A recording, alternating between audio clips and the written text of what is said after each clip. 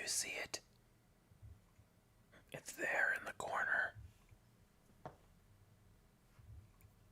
You have to look really closely, or you'll miss it. It's coming for you. He will get you.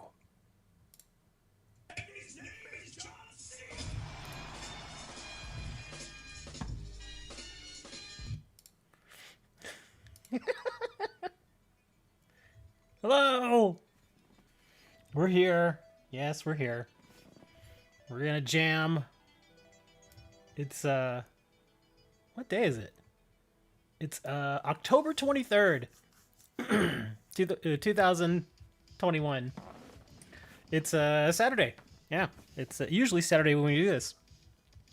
So, yeah, some interesting, things been going on. Not that many of you care, but yeah, lots of interesting things going on here. So, let me turn down my music a little bit. It's a little loud. Oh no, it said down. There we go. Okay, that's better. Okay, so, yeah, everybody kept talking about how Pokemon Live was supposed to be coming out at the end of this month, and I'm like, no one ever said that. I've been seeing that a lot in like various groups and stuff. And I'm like, no, no one ever said that. But I think someone started the rumor and it just kept going. You know, one of those things where it's like, well, this guy said this, so then somebody, like two other people started saying it, and then those two other people told other people, and then they heard, you know, other people that got told, and you know what I mean? It just propagated out and became insanity. And people say, yeah, it's supposed to come out at the end of the month. And like, the whole time I'm thinking, I'm like, dude, it hasn't been announced. It just has been said it will come soon. There is no release date as of yet. For all we know, it won't come out until like January or February. Maybe even later, who knows. But, yeah. Hey, Army. Yeah, we don't know when it's supposed to come out. So we're still playing. It's still going. Like, you know, like it's not gonna happen. I mean, it's gonna happen, but yeah, it's not gonna show up anytime soon. Like I said, when this whole thing first happened, I imagine they're gonna give us like at least a couple of weeks warning to let us know when it's gonna be coming out. Yeah, I don't think they're just gonna spring it on us like that. It wasn't even part of the last Pokemon thing that they did. It didn't have like a big, you know, thing with it, like a big showing. Nobody cared. And we're just like, oh, it's the card game. Okay, anyway, so back to the Pokemon stuff we actually like. Let's see. 2035 release date? Maybe. Yeah, they just said coming soon. They didn't say how soon. You know, we could be waiting until 2023. I don't think it's going to be that long, but yeah. I went out, was it yesterday? Yeah, I went out yesterday looking for a product, and I've decided that I'm going to abandon my normal spots that I go to, simply because they just get scoured all the time. Like you got to figure there are people in there every single day, just like constantly looking for Pokemon stuff. Even while I was there, like 3 or 4 people came in looking for Pokemon stuff, and I was like, okay, never mind. It's not worth coming back to this spot. I did find a nice little spot though where I can get some product at least, so that's helpful. I didn't get any Pokemon product from the place that I went to, but they did have it. They had the Noivern and the Rayquaza battle decks.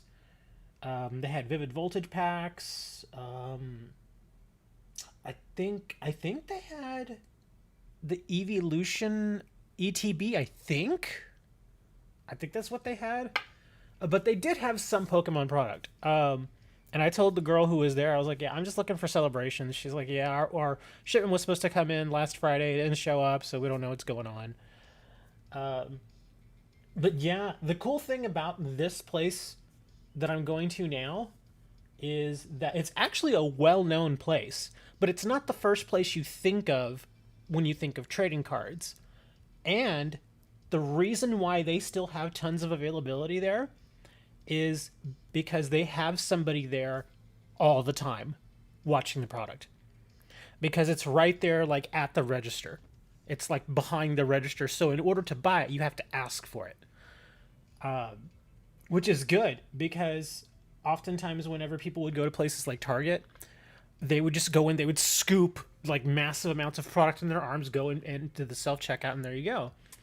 But now that they actually have somebody watching the product and somebody who's actually aware of what's going on, if people going around buying stuff out, I talked to the girl who was there for a little bit, and she's like, "Yeah, we have people come in here and they want to buy all of it," and we're like, "No,"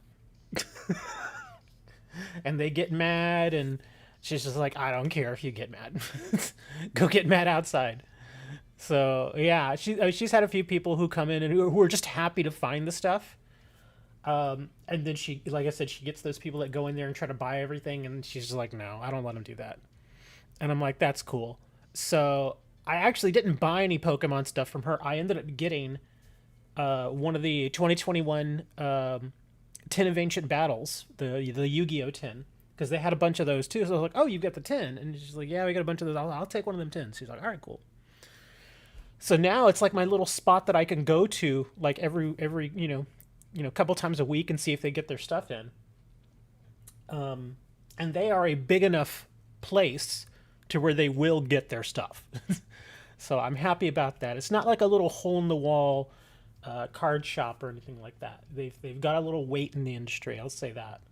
So yeah, she was really, really cool about it all. And she's like, "Yeah, if you come in like every now and then and get some stuff, that's fine, but just don't be that guy that comes in here and tries to buy everything." Do you drive your car?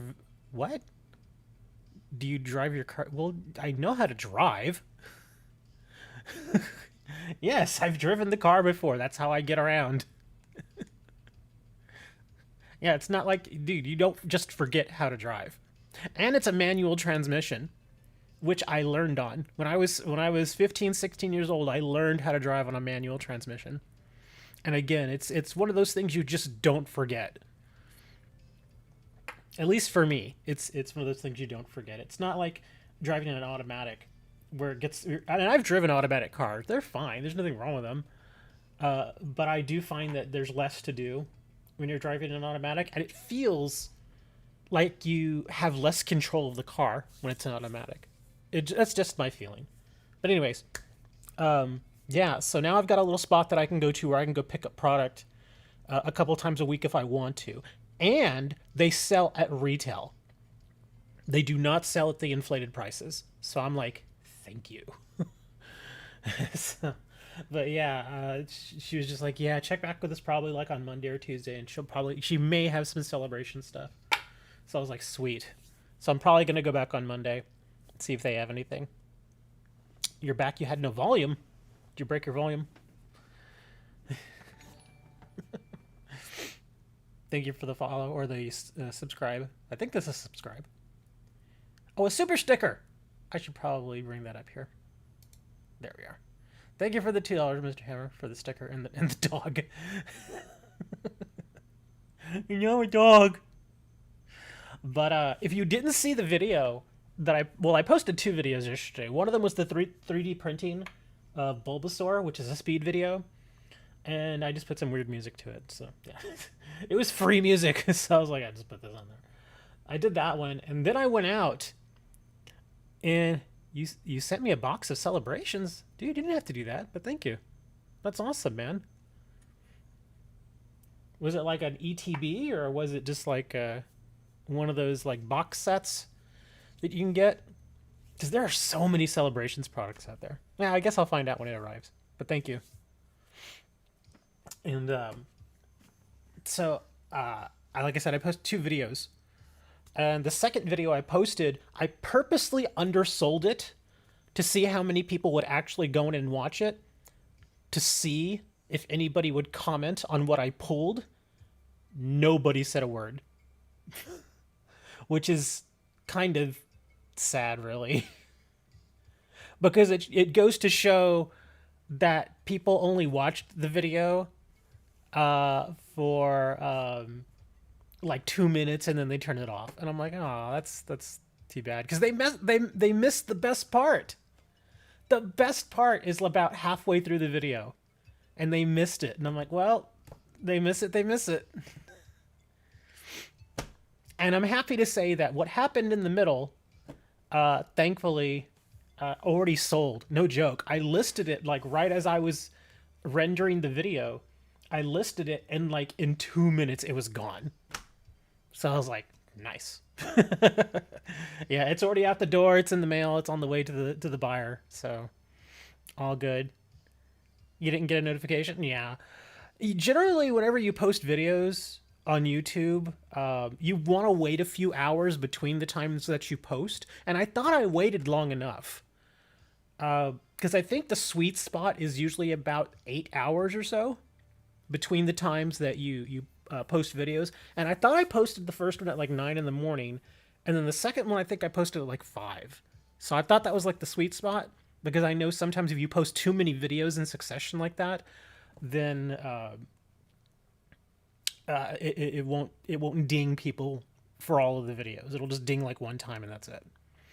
Reb and Raftalia, hello. But yeah, that was a very good opening. It was very, very nice, and that's because, like I said, that's the tin that I got yesterday from my new location. So the good thing about that is that I've got another one coming in today. That I had ordered, and I figured I saw it there at the location that I went to yesterday, so I was like, I might as well get one. So I've got a second one coming in today. I'll do another video for that one.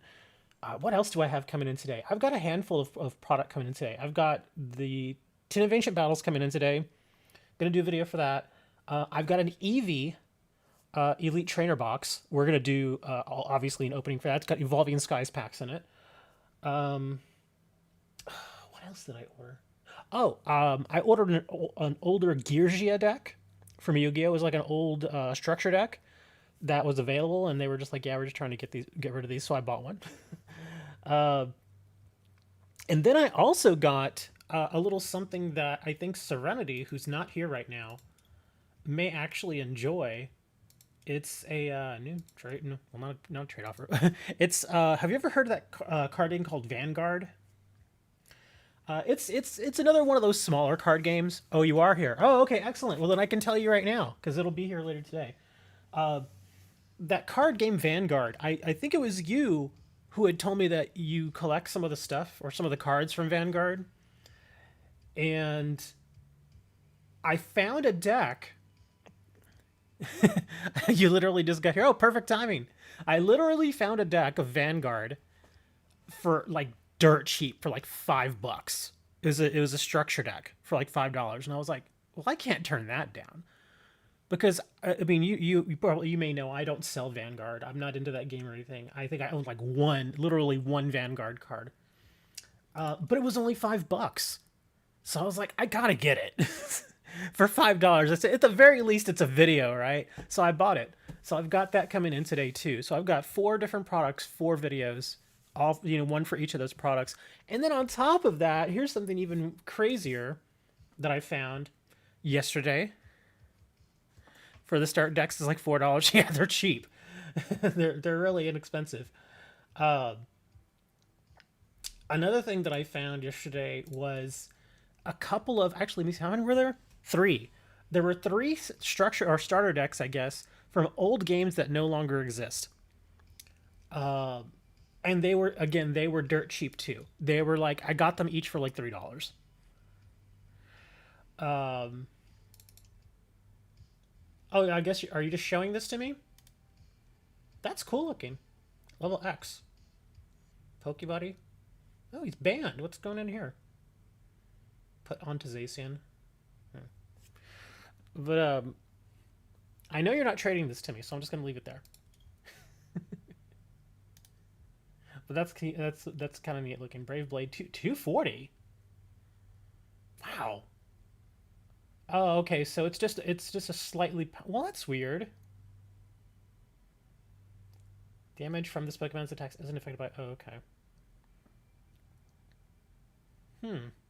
That seems really odd. This card cannot be used in official tournaments. Well, there you go. I guess it's just for promo.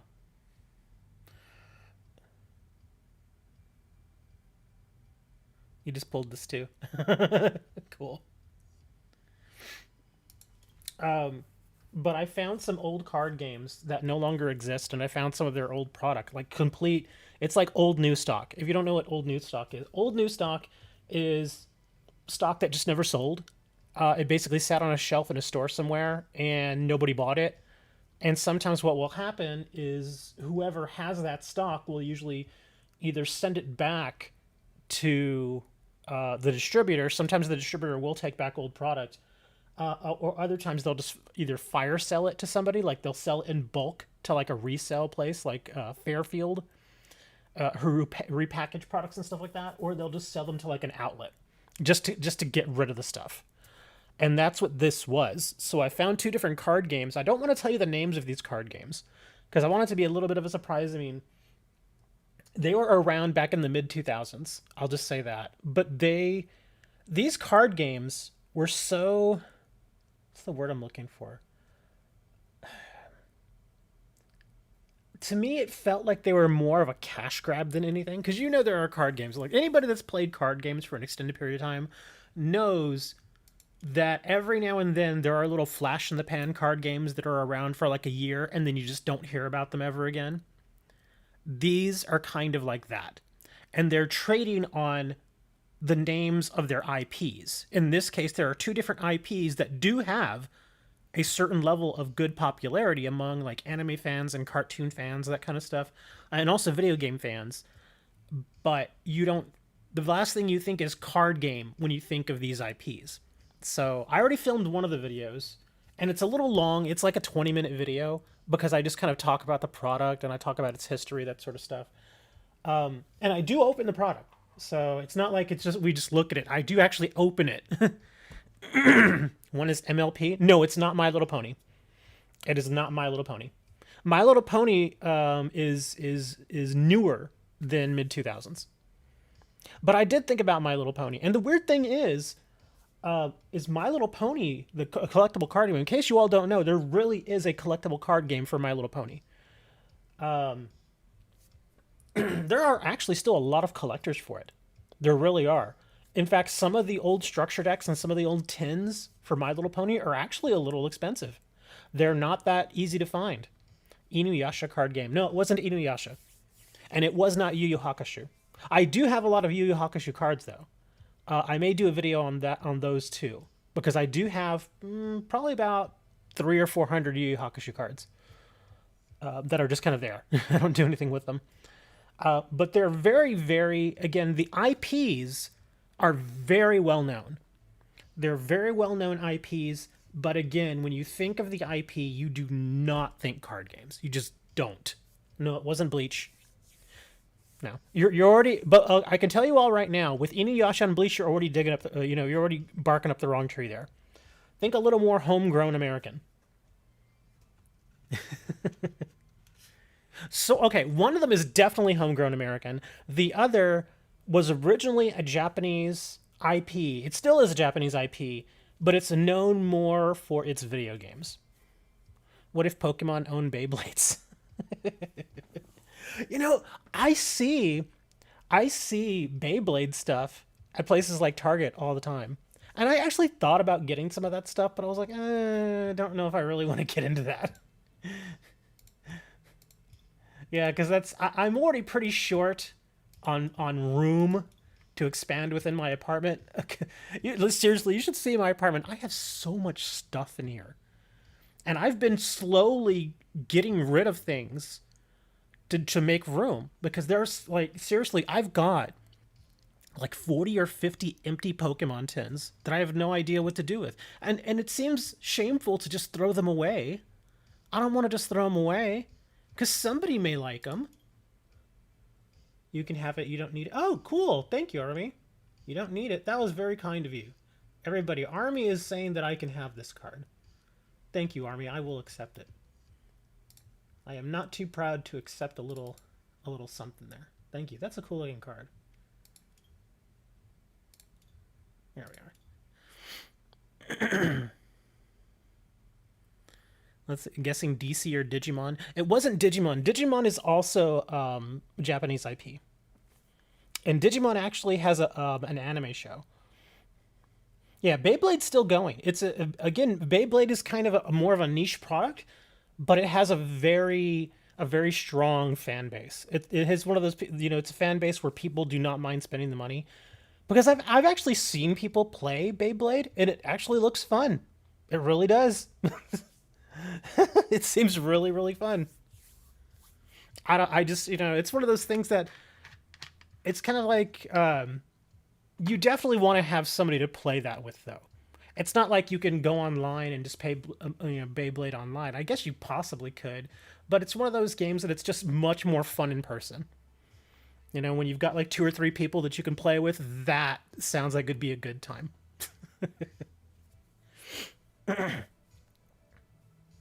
It also seems like cards like Zacian Level X are well, yeah, because the Zacian, that one that I just got, the Zacian card that Army just gave me, that's not even, it's not available for legal play. You can't play it in any deck. A bunch of the Sailor Moon cards. Yeah, I don't mind doing videos on like some of these old card games that don't exist anymore. My only fear is I don't want to go and buy a bunch of product or dump a bunch of money into these products knowing that they're dead card games. But again, I didn't spend very much money on these. Like the one structure deck that I've already filmed, I think I paid like $3 for it. It was like really really cheap. And then the other one, the other game, they had two different structure decks for the other game, and they had a lot of them. They had, no joke, probably like 5 cases. So I just picked one of each because I was like, it doesn't make sense for me to buy multiples of the exact same thing. And if I want to, I can probably go back and get it if I really really wanted to. But I got one of each, and I'm going to be filming that probably later today. I'm going to do a little marathon later today and film probably like 4 or 5 videos in a row, doing all those openings. And then through next week, they're going to be dished out slowly, probably one a day. Initial D card game. I actually have some Initial D cards. I don't have very many. I think I've got like 30. But I do have some. Because many, many years ago, oh gosh, it must have been 2010? Something like that. It must have been 2010, 2011. I bought a bulk lot from somebody. And it was somebody that owned a card store, and they just wanted to get rid of a bunch of stuff they had, like a bunch of loose packs and that sort of thing. So they said, "Yeah, I've got all these loose packs. I'm not asking very much for them. Just throw me an offer." So I threw them an offer, and they sent me just a ton of stuff. They sent me Yu Yu Hakusho. They sent me Initial D. They sent me, oh gosh, what was the name of that other card game? Oh, a Tomb Raider card game. They sent me some packs for Tomb Raider. No joke. They also sent me packs for the Star Trek collectible card game that was around during the mid and early 90s, that people still play today. Yeah, they just sent me a whole bunch of stuff, and in that bulk lot that I bought were some Initial D packs. And again, this was before I was doing YouTube, like way before I was doing YouTube. So just out of curiosity, obviously, I opened them, and the cards look fine. They're nothing special, but I guess it's kind of neat. Used to have a lot of Beyblade growing up, but Mom threw them. Oh no! She threw them all away. I've seen that happen. In fact, here at my apartment complex, like a year and a half ago, somebody, I don't know what happened. I guess maybe they were clearing things out or something. But I looked in our recycle. We have like a dumpster just for recyclables. I looked in there, and there were a ton of Magic the Gathering cards. And I was like, wow, if I were a dumpster diver, I would jump right in and go get them. But a lot of them, because they'd been in there, it looked like for a few days, so they'd been weathered and got some water on them. And I was like, it's not worth getting those. You're still trying. Well, there's two different ones. Hammer, there are two different card games. So, yeah. And even if you did guess, I won't tell you. Even had Arena. Hey, Wooker, we're talking about a lot of the product that I've been finding lately. Yeah, like I said, I don't want to give them away because some of them are, like, seriously, the two games that I have, like I said, again, the clue is this. The IPs are very well known, but the card games are so obscure that you would have to look at them and think, okay, that was a cash grab. Here's a copy of your Umbrian GX deck. Umbrian GX? Playing some expanded there?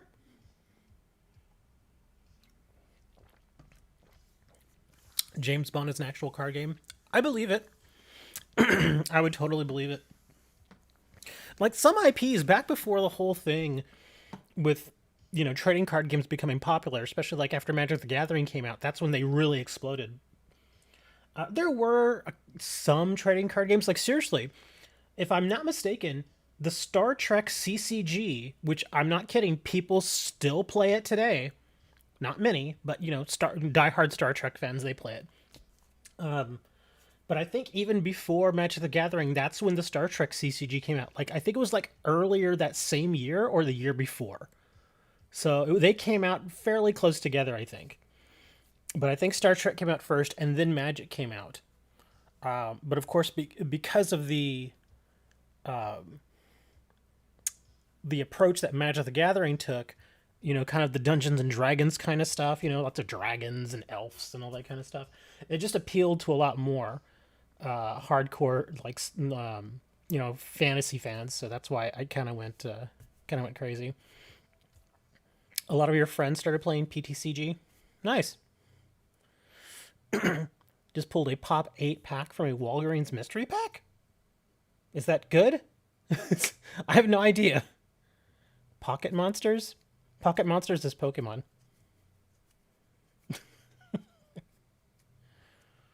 Seriously, you're never going to guess.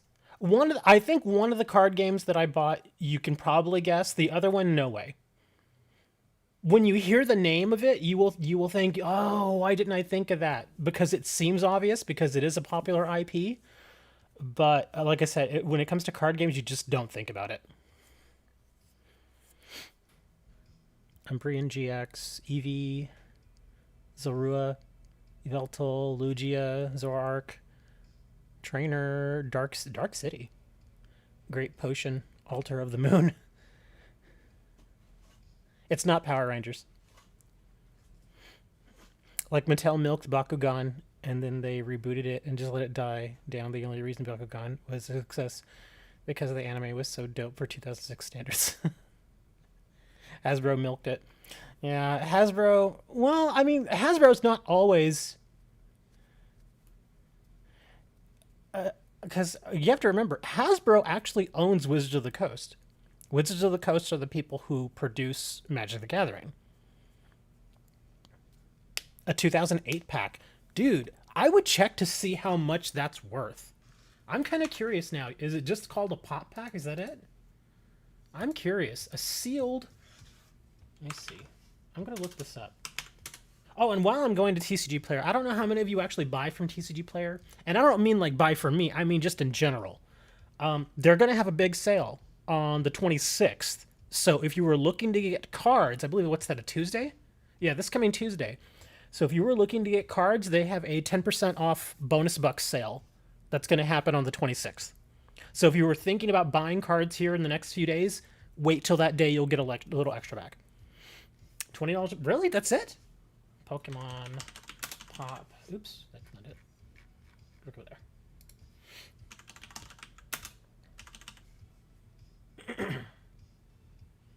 there. Oh, is it actually... You said Pop 8, right?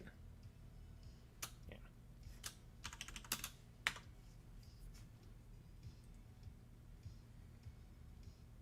Pop Series 8. Here we go. Oh, wow. I would still save that. I would not crack that. Yeah, because the cards inside... Wow, they vary in value, though. How many cards come in this thing? What is this? Just another 10-card pack?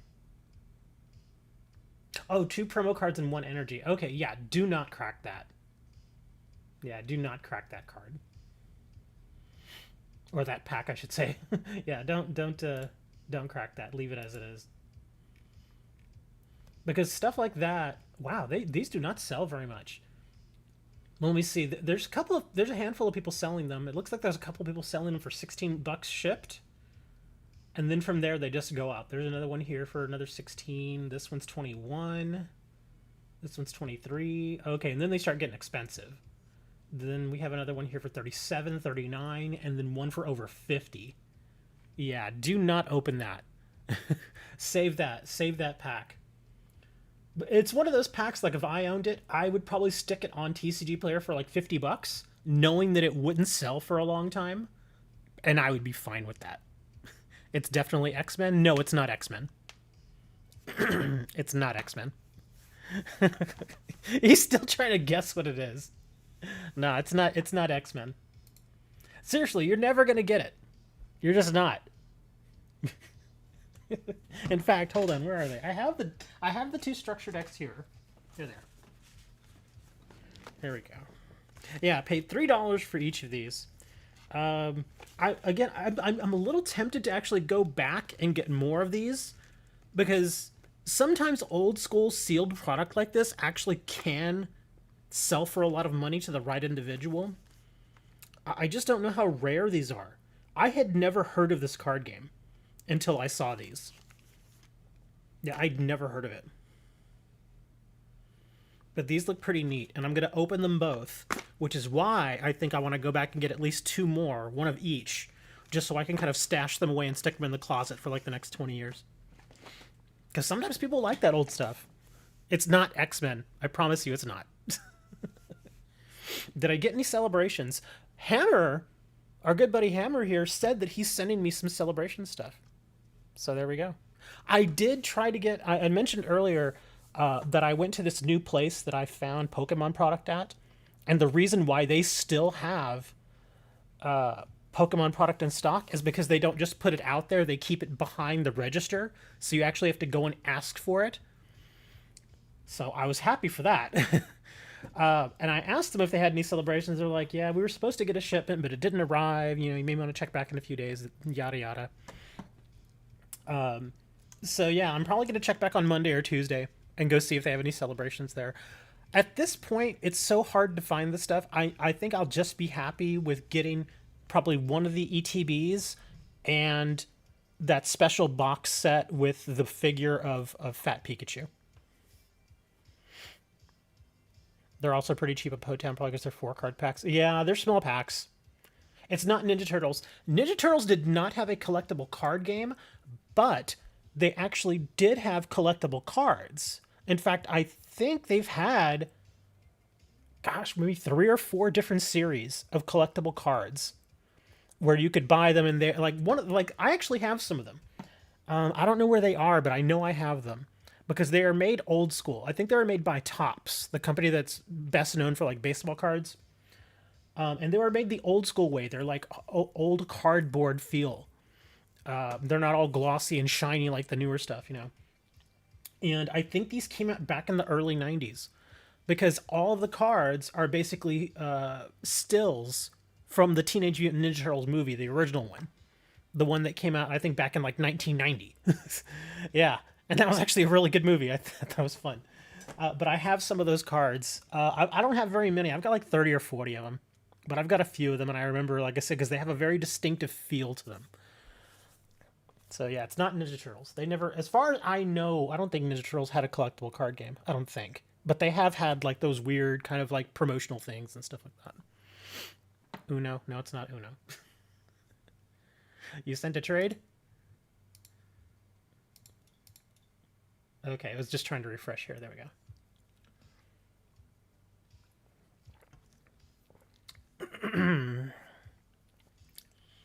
Come on, load up. What's this? Oh, you're just showing me this stuff?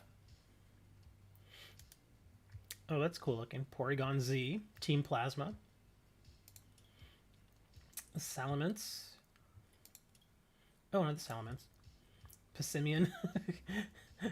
That's pretty funny. Here, Double, have a ball. Or is that a melon? Is that what he has in his hand? Is that a melon? It looks like they're fruit. Cancelled?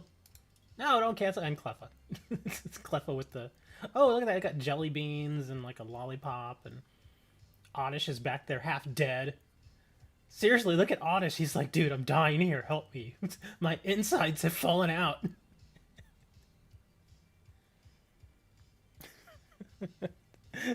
Yeah, Cleffa themselves, they're fine. Swablu's like, am I just a tissue to you? And then Oddish is dead. Seriously, look at him. His dirt is falling out. He's like, help me. Help me. Call an ambulance.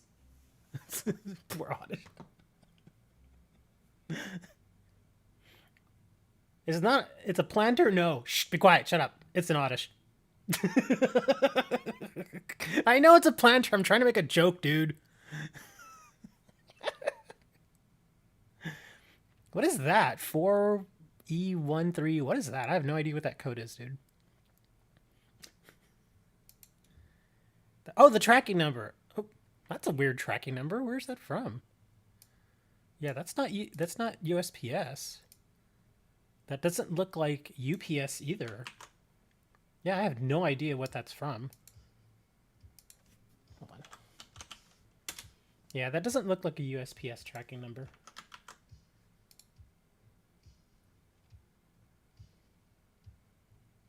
Barbie card game. Is that DHL? Is it? It's very rare that I get DHL. I think I mentioned that last week. It's very, very rare that I get DHL packaging.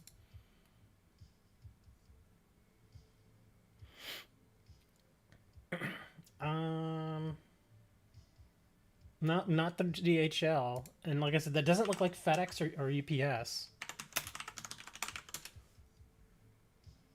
Well, I guess it could be FedEx. Generally, a lot of these companies that do this stuff, they don't put hyphens. Yeah, I was gonna say they don't put hyphens in a lot of the tracking numbers. That's the order number. A Barbie card game. I think Barbie has actually had a trading card release. I don't think it was a game though. I think it was just like collectible cards. All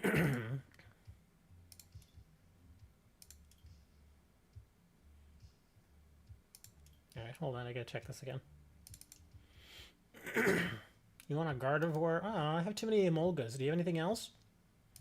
I mean, I'll definitely trade the Gardevoir, but do you have anything else besides Emolga? Please have something marked. you only got the one card marked. Well, here, I'll take that instead of Emolga. There you go.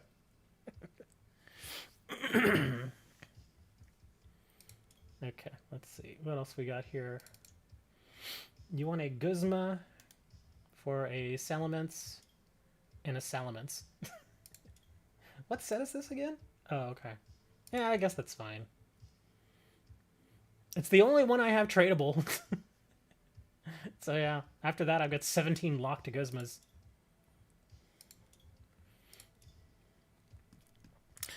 But yeah, y'all have been going for like 20 minutes now trying to guess those card games. Y'all still haven't gotten either of them. That's why I'm saying, that's why I said the biggest clue is the fact that they are two well-known IPs that are simply not known for having card games. They're just not. And one of them is definitely an American-made one, and the other one, the IP is originally from Japan, but over time it's gotten pretty big here in the US as well. There are a lot of US fans of the IP. Let's see, what do we got here? Oh, is this what is this? Oh, this is XY promo stuff. Okay. Yeah, I guess this is fine. Sure, let me unmark these. Ooh, you want that Mew. That's a nice looking Mew.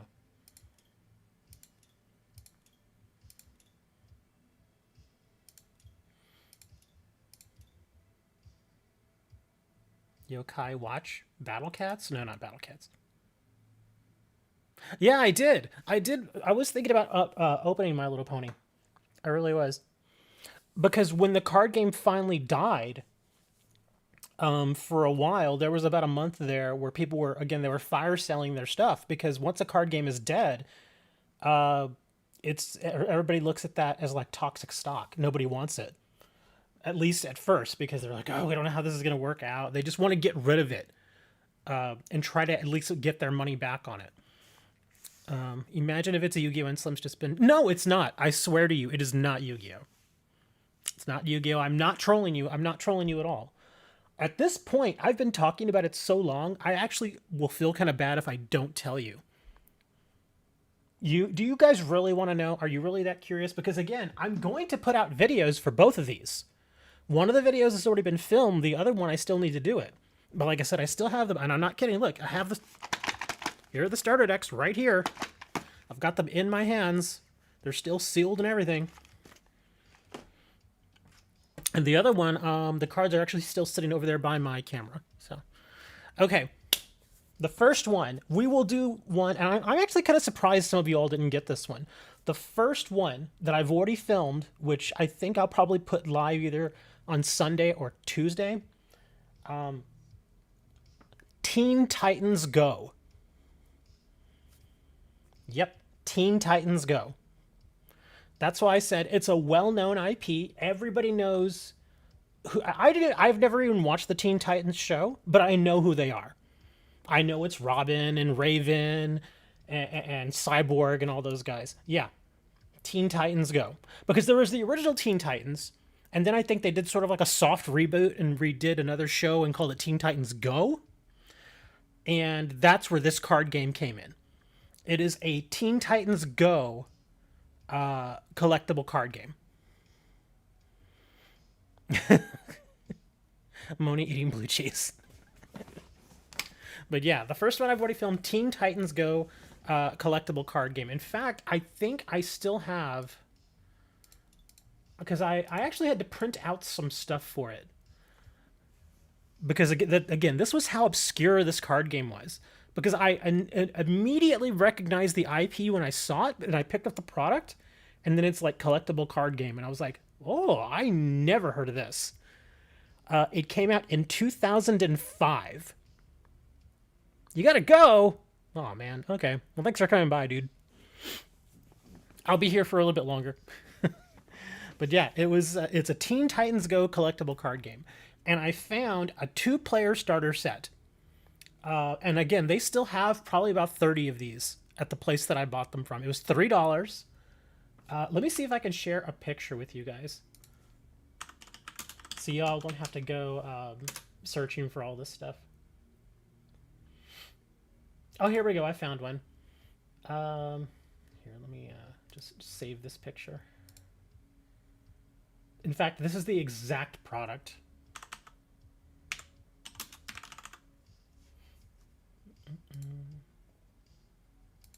Oh, don't give me that. I just want the... Here we go. I'll just do this. You sent me proof of Teen Titans Go? Okay, here we go. Okay, save as... Okay. Okay, let me see if I can load this up here real quick.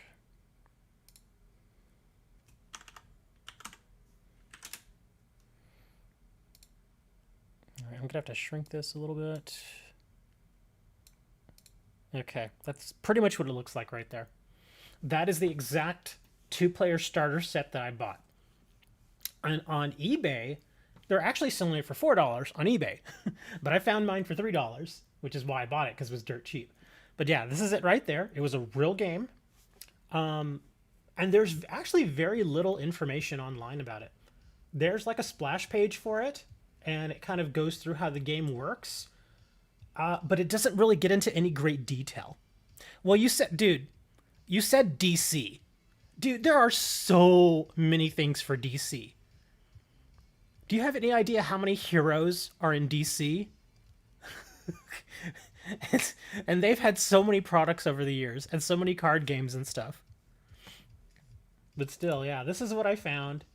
Like I said, I've already filmed the video. I opened it up and everything.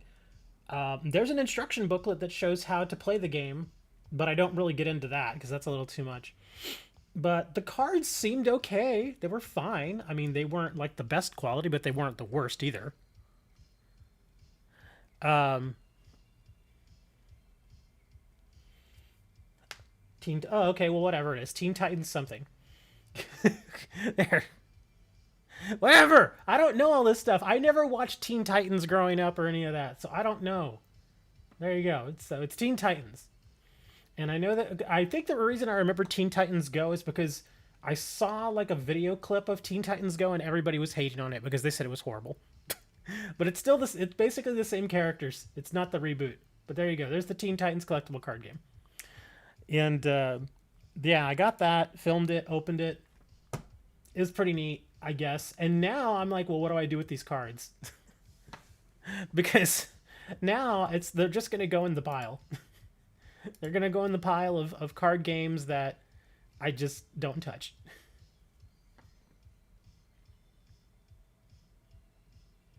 Screenshot. Okay, I see it there. Show me my emails from last week. What?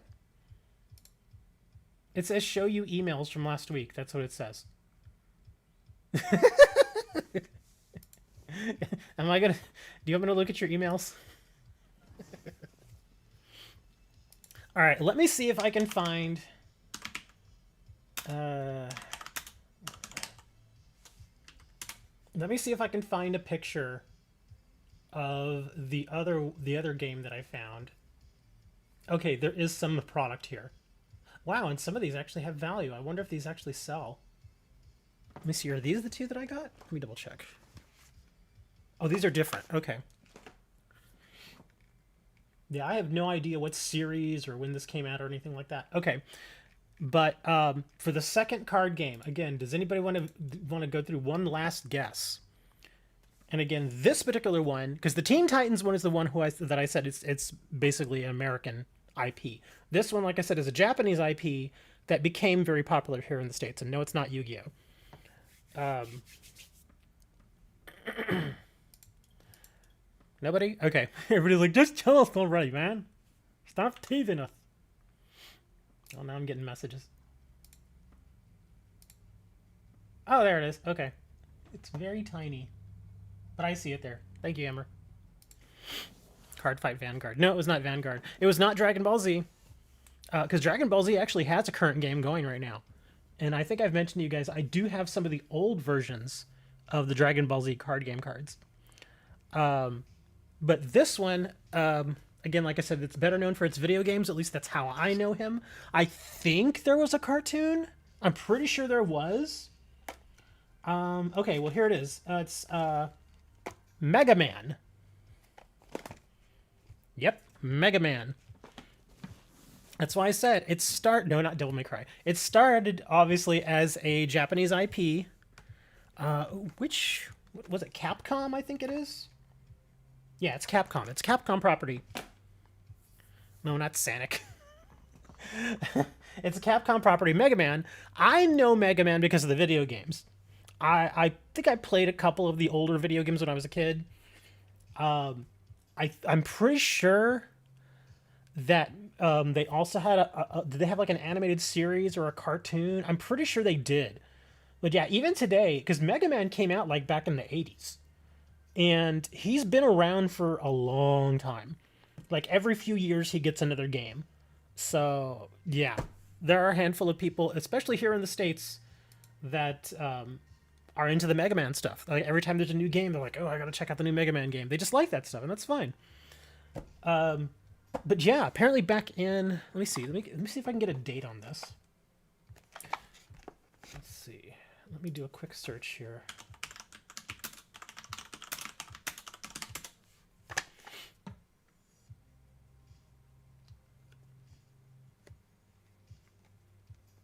Wow, they even I actually found a listing. They're selling sealed booster packs of this card game. Wow, pick how many you want. Oh, they're still selling them. They still want like $1.50 for each of these. But yeah, you can still find the product online. It doesn't really tell me what year it came out. Let me see. Oh, here we go. I think I found it.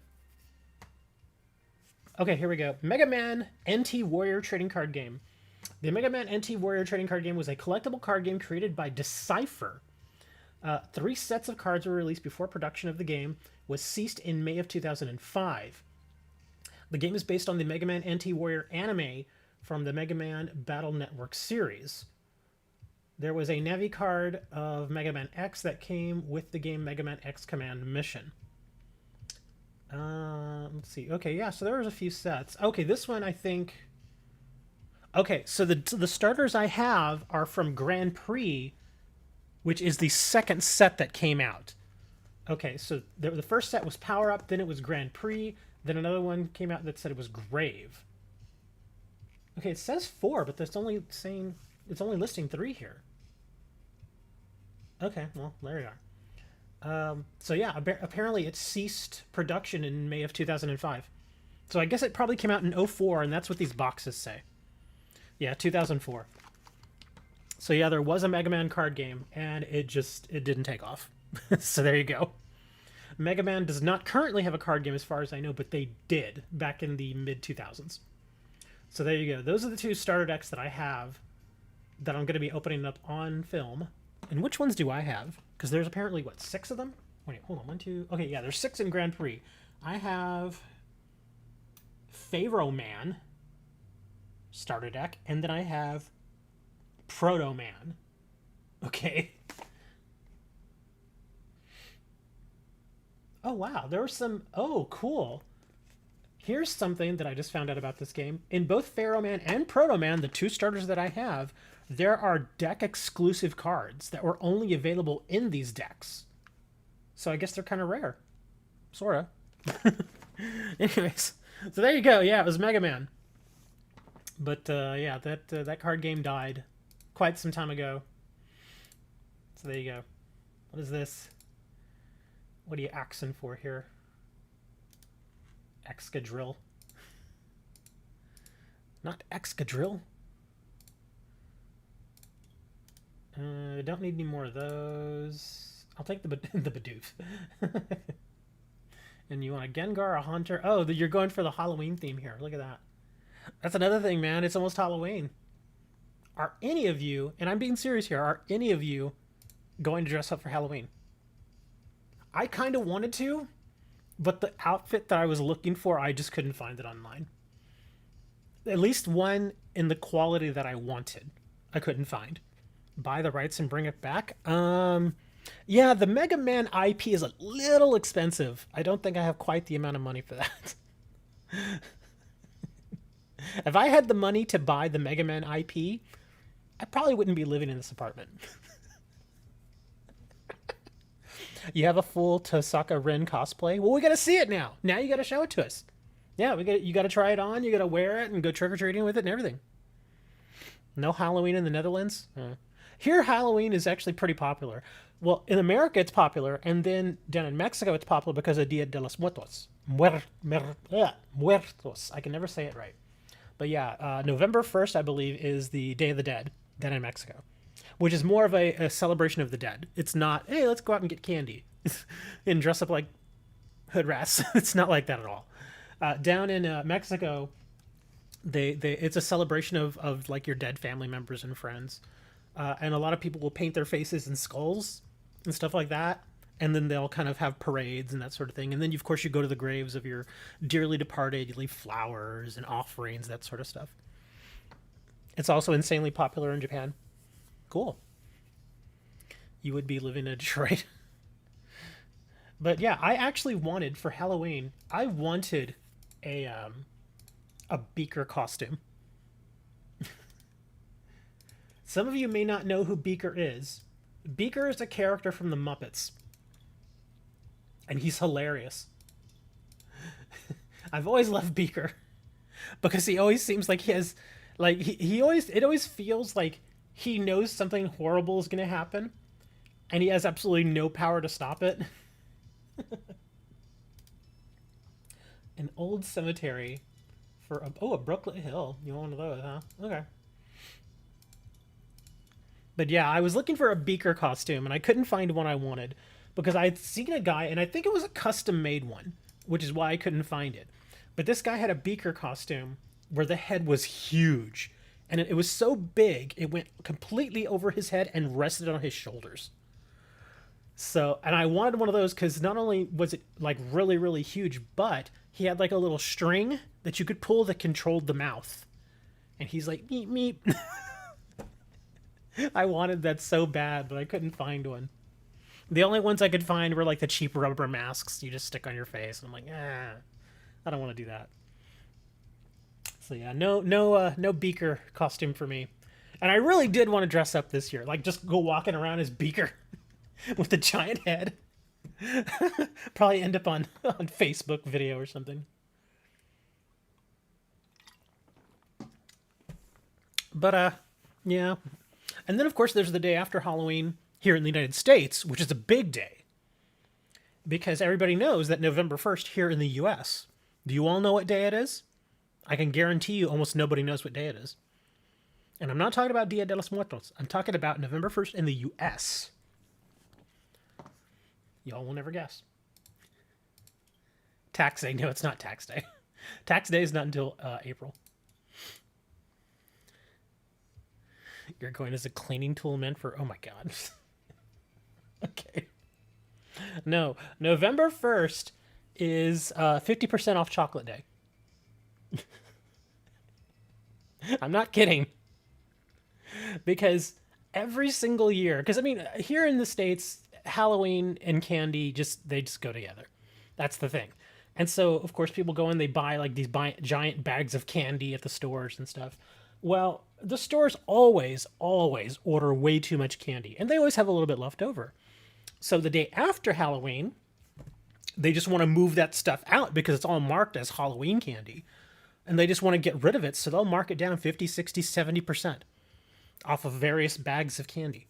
And a lot of the times what I'll do on November 1st, I'll go to the grocery store and I'll find a nice, decent-sized bag of chocolate that's like 70% off, and bam, it's mine. And I'll make that chocolate last. It'll last me like 2 months. Because usually the ones that I look for are like those tiny little Hershey's bars, because those are actually pretty good. And you can usually, again, if it's marked as a Halloween type product, you can get it really cheap the day after Halloween. So I'll usually buy one and I'll stick it in my fridge and I'll like eat one every day. And they're like these tiny little bars. You can literally just stick the entire bar in your mouth and that's it. That's how you can do it. Now you want chocolate? Yes, you do. You heard about the video director? Oh, it wasn't a video director. It was Alec Baldwin. Yes, that Alec Baldwin. I've actually met Alec Baldwin. I'm not kidding. I have met the man. He's kind of short. But yeah, when back in 2000, you all know here in Corpus Christi, we have the USS Lexington, which is an actual World War II, what is it? A flight deck carrier? I don't remember exactly what type of ship it is. But when they were filming the movie Pearl Harbor, starring like Ben Affleck and Cuba Gooding Jr. and Alec Baldwin, all those people, they all came down here to film their scenes on the USS Lexington. And he stayed at the hotel that I was working at. And of course, to try and protect their privacy, they came in through like the back ways and stuff like that. So when he first arrived, he came in, he was like, "Hey, how y'all doing, guys?" And I was actually surprised. The dude's like 5'7", 5'8". He's not very tall. But he was a nice dude. He was a nice enough guy. You know, he didn't give us any problems. So I met him, shook his hand and everything, and talked to him for a little while. Same thing with Ben Affleck. Ben Affleck was there too. He was a very different kind of person at the time. But that's when I met Ben Affleck. But anyways, yeah, I've met Alec Baldwin, and that's what apparently on his film that they were shooting called Rust is ironically about a 13-year-old boy who is convicted of accidentally shooting somebody and killing them. From what I understand, is there's a lot of different facets to this story. Apparently, what happened was they were getting ready to shoot a scene, and the prop master, who was in charge of the firearms, went off to this cart that had a bunch of firearms, and picked one up, handed it to Alec, and said, "Here you go, cold gun, cold gun." And that means cold gun basically means that it's ready for the shot, it's ready to be in the film, but it doesn't actually do what a gun does. Yeah, it's not supposed to fire. It's supposed to be, I guess, considered sort of safe, you know. So he's handed the gun, and apparently they start filming the scene, and based on the angle that he was at toward the camera, because behind the camera was that woman who unfortunately did not make it. She was the cinematographer, and then behind her was the director. And I think as the scene was being played out, he fired the pistol, and a real round came out, and it hit her, and she didn't make it. And then the director was also struck by shrapnel. And thankfully, he's okay. He actually was released from the hospital yesterday, but unfortunately, the woman, yeah, she didn't make it, and it was a horrible accident. And yes, I'll give you some codes. Hold on. Since I'm talking about something completely off topic, I'll give you all some codes. But yeah, that's generally what happened. Is again, he was handed a prop pistol, and they were doing the scene, and he did it as instructed. And oops, we already gave that one away last week. And he was doing the scene, and unbeknownst to him, it fired an actual live round, which is not supposed to happen. And yeah, that's what happened. Unfortunately, that lady didn't make it. Rayquaza. Yeah, it was horrible. And yes, I've been paying attention to Twitter and watching the whole thing unfold, because you know because of some of the stuff that Alec has done in the past, mostly to do with our ex-president. You can imagine there are a lot of people who do not like him. So as soon as the news came out, people were like, "You need to put him in jail. He's a murderer." Blah blah blah, and all this other stuff. And I'm like, you all have no idea what you're talking about. Because again, in those types of situations, when you're an actor in a movie or a television show, and you're about to do a scene with a pistol or something, you don't have anything to do with the setup of how the pistol is readied or anything like that. Somebody just goes to you and says, "Here's the pistol. It is cold," which basically means it is non-lethal. And you just figure that the person who handed you the gun, which is usually the prop master, has done their job and ensured that the pistol was indeed safe. And that didn't happen. The prop master completely messed this up and ended up handing Alec a real loaded weapon. And that's what happened. That's the whole thing. And it's very sad, because it's sad on a lot of levels. Like I said, there are a lot of people who don't like Alec because of some of the stuff he did with the former president. So they're all trying to smash on him for this. And of course, Alec is actually really torn up about this. I mean, he feels 100% responsible for it, even though if you really take a step back and look at the whole situation, it wasn't his fault. It just wasn't. Take it seriously, remove politics and everything from it. It was not his fault. He was just an actor who happened to be there doing the scene, and the person who should have been doing their job didn't do their job. And I know people are always like, "Oh, check the firearms." Again, actors are not supposed to be doing that sort of stuff. They're just not. In fact, by union rules, the only people who are to check certain things, because there's a lot of different unions in Hollywood, and some of the rules that they have for the type of work that they will do and the type of things that they are supposed to be doing on set, only people in their union should be doing it. Like a prop master, they're part of a very specific union, and they have a very specific set of rules that they follow and a very specific job that they are supposed to do. And that's why when all of that happened, oh, that's a good code. That tepid code's really good. Yeah, you got to be faster on the codes, man. If you take your time, they're gone. But yeah, like I said, the prop master is the one who's ultimately in charge of that. So if you want to actually point the finger at somebody, it wasn't Alec. And I'm not saying that because I think he's a cool guy or anything like that. I'm looking at this in a completely neutral way. And yeah, the prop master, it looks like it's probably going to be the person who is blamed. There will be lawsuits. I can guarantee you that. They'll probably try to sue Alec. I don't know how that will play out. one of the things that I thought of immediately when I heard the news was it made me think of what happened to Brandon Lee.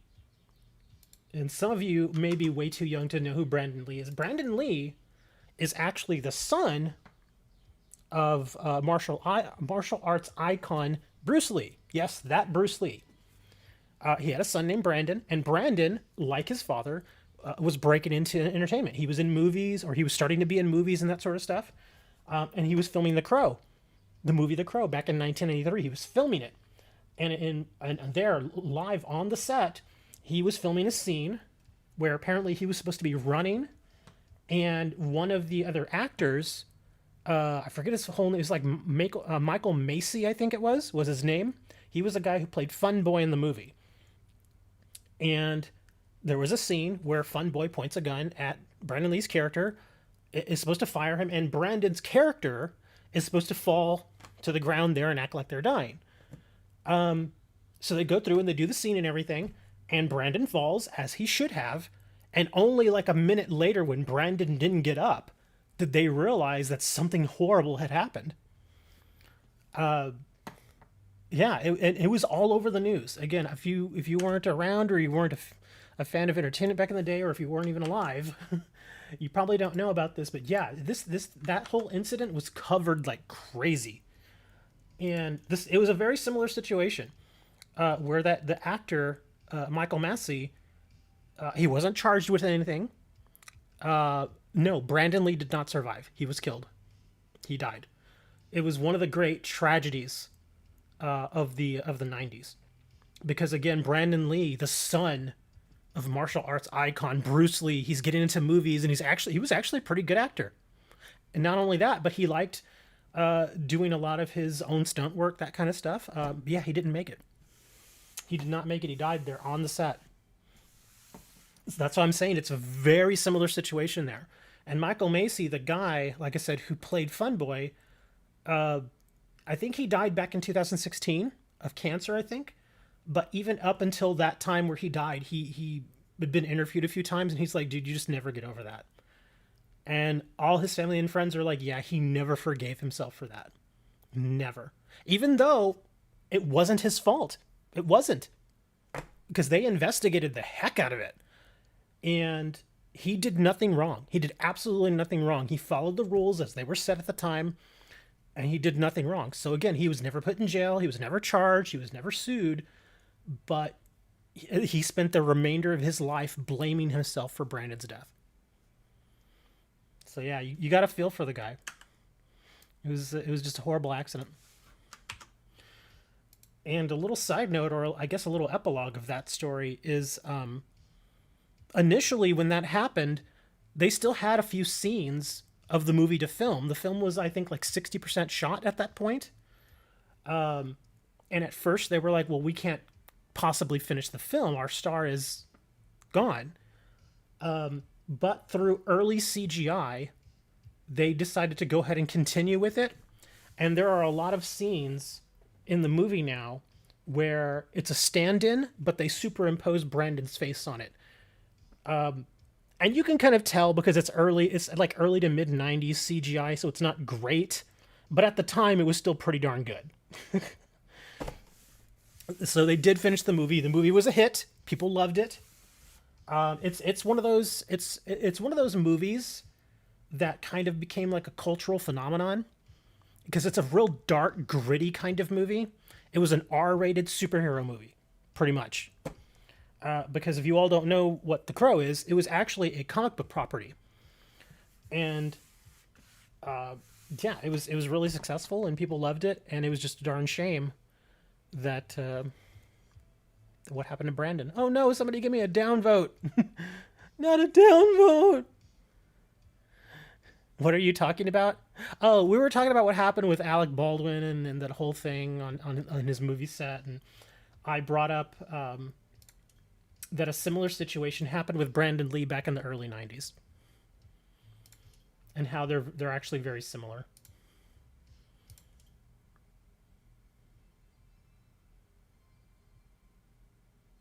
No, you don't, Army. That's not how they work. Even if I mark them or unmark them, Believe me, I've been doing this for like almost 2 years now. Yeah, it doesn't matter if I leave them checked or not.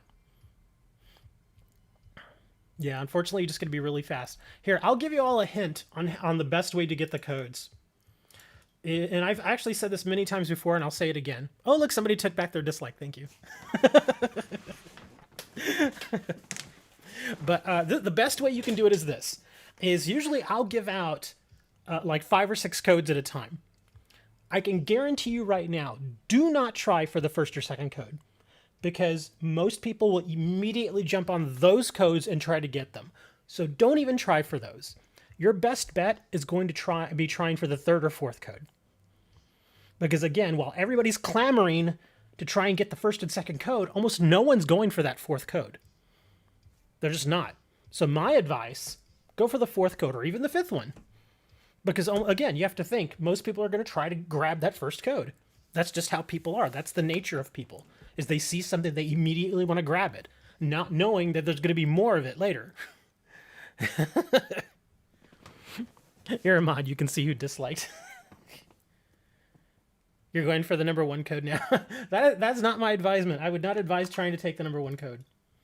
There you go. You got a Lapras. Let me move my mic here. There we are. Here, I'll try to put these a little bit faster here. Turtonator.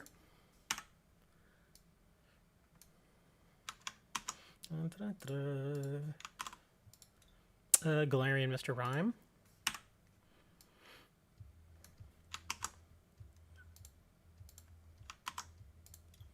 Dragonite.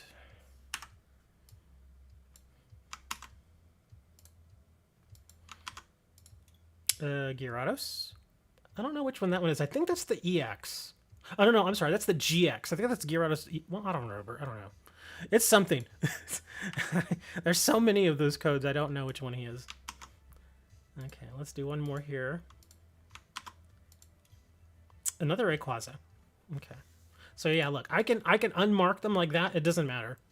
Because again, they're not attached to me until I hit claim. And obviously I'm not hitting claim. So, yeah. So there you go. Lapras, Tornado, Galarian, Mr. Rhyme, Dragonite, Gyarados, Rayquaza. Yeah, it would say GX. That's what I was thinking there for a second. And then I was like, oh, that's right. There's more than just the GX and the EX Gyarados. Well, it doesn't always do that. Sometimes it does, but it doesn't always put the little GX by a GX card. I've come to find that out. Lots of dragon types. Yeah, it's true. Dragonite, Rayquaza. Gyarados isn't dragon, though. He's water and flying. Didn't get a single one! Yeah, that's usually how it is. You gotta be fast. And again, I will say this. If you've already gotten a code or two, please don't be greedy. Seriously, don't be greedy, guys. Let somebody else try and get these. And I've got plenty of codes. So it's not like you have to get every single one of them out there. Just, grab a code or two and then move on. Let somebody else get some of these codes, man. Oh, yeah, that's how it works, Army. It's all good, Army. Somebody was trading me something, right? Let me go check trade real quick. So y'all can try to grab those. Let me go check trade.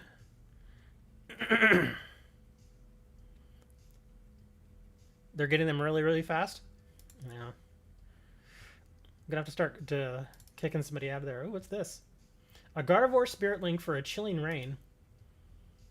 Sure, if you want to do that, I don't mind. I'll open this Chilling Rain pack.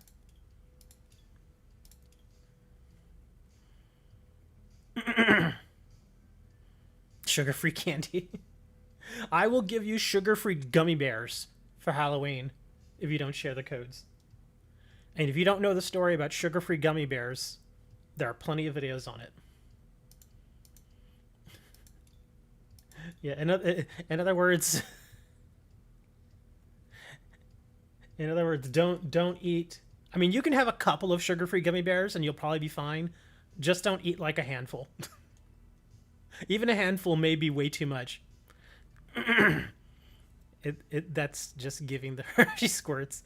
Oh yeah, it's pretty nasty. In fact, I remember a story. I don't know if it was true or not, but I still thought it was pretty funny, where this guy every day he would bring in a bag of gummy bears with him to work, and he would open them and he would leave them there on his desk, and he would just kind of nibble on them through the day. Well, he noticed that during lunch, somebody would come by and grab like a handful, and that was it. They'd take off.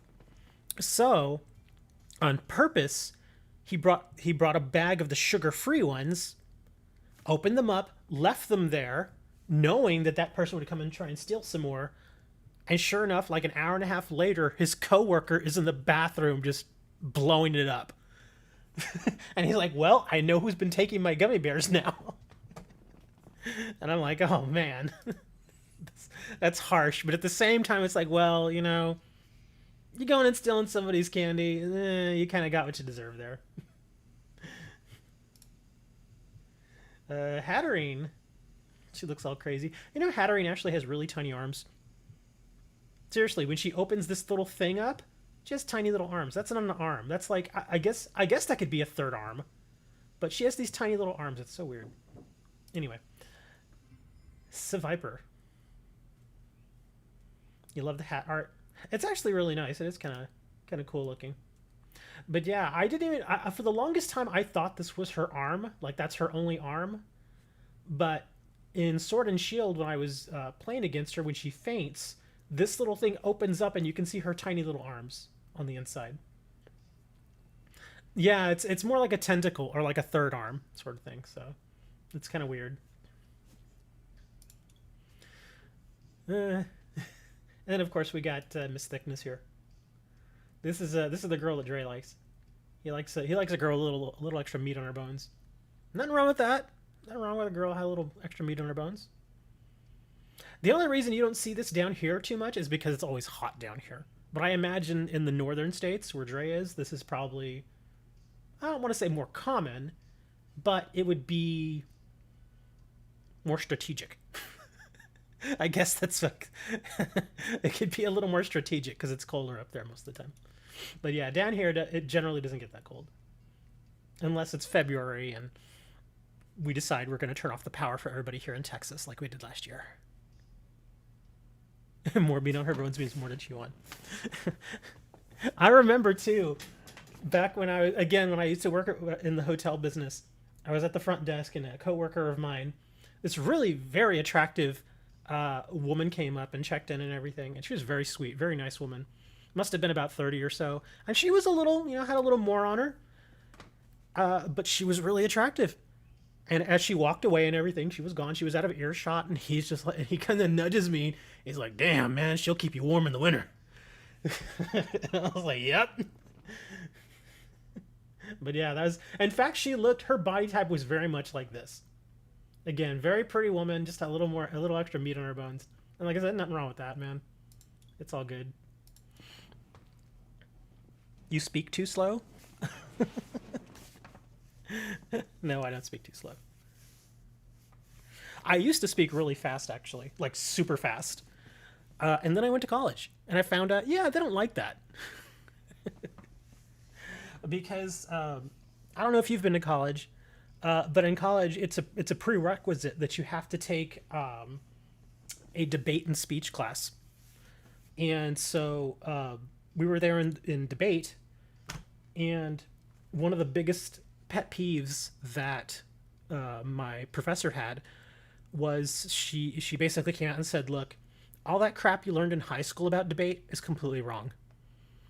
And everybody was like, "What?" And she's like, I've seen people do these debates and they get up there and they just spit words out like at rapid fire pace.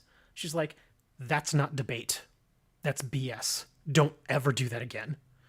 And so everybody was like, "Oh." And she's like, "No, when you're in front of a crowd of people, you need to speak clearly, precisely, and at a decent enough pace that everybody can keep up with what it is you're trying to say. If you cannot speak like that, then you will never be an effective speaker. Ever." And that actually stuck with me. Because again, when I was in high school, I did just naturally speak faster. But as I've gotten older, I've purposely tried to slow myself down a little bit. You have 2,000 subs, but your watching is very low. Yeah, it's unfortunately, well, here's the thing, Brad, is as far as my watch count, the last month or so, or actually the last couple of months really, a lot of my viewers had been coming from Twitch because I multi-stream. I don't stream just on YouTube.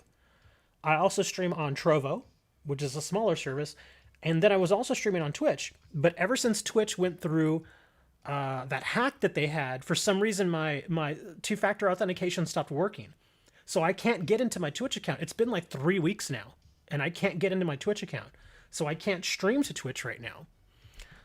So usually I'll have like 10 to 15 people here on YouTube, but then I'll also have like 1 or 2 on Trovo because Trovo's pretty small. And then I'll have like 10 to 15 over on Twitch. So collectively, there's a handful of people. Because some people just prefer watching on Twitch. And I'm like, that's fine. But ever since that whole thing, your voice feels like Midnight Storyteller. You have all gym leader decks except for Fairy? Gym leader decks? Oh, gotcha. Okay. It took me a second there. I was like, what in the world? Can you use in channels emotes on Twitch? Yeah, I've no joke, I've filed like 4 tickets with Twitch. And so many times they wouldn't even tell me what was really wrong until like the 4th ticket. Because I filed, I was like, yeah, I can't log in. I don't know what's going on there. And they just kept closing my tickets and they weren't helping me. And so finally I was like, can you please, for the love of God, tell me what's wrong so I can fix it? And they were like, yeah, your two-factor authentication is not working properly. I'm like, oh, well, how do I fix that? They wouldn't tell me what was wrong to try and help me get my account back up and working. So I think it was like 2 days ago, 2 or 3 days ago, they finally did it. And they finally said, okay, this is the process you have to go through. And it's a slow process, unfortunately. It's like 5 days to get it done. So I was like, fine, let's just get it going. Yeah, GLC deck is a type of Gym Leader Challenge format deck. It's not official, but man, is it fun. In fact, if you want, we can probably do a Gym Leader Challenge match right now. Anybody have a Gym Leader deck that they're ready to go? If you have a Gym Leader deck and you're ready to go, send me a request for a battle, and we'll do one real quick. Because I know we've been here for almost an hour and a half and we haven't even done a match yet. Go for it, send it. Yeah, send it on over. We'll get a quick match going here. Man, I just finished my water.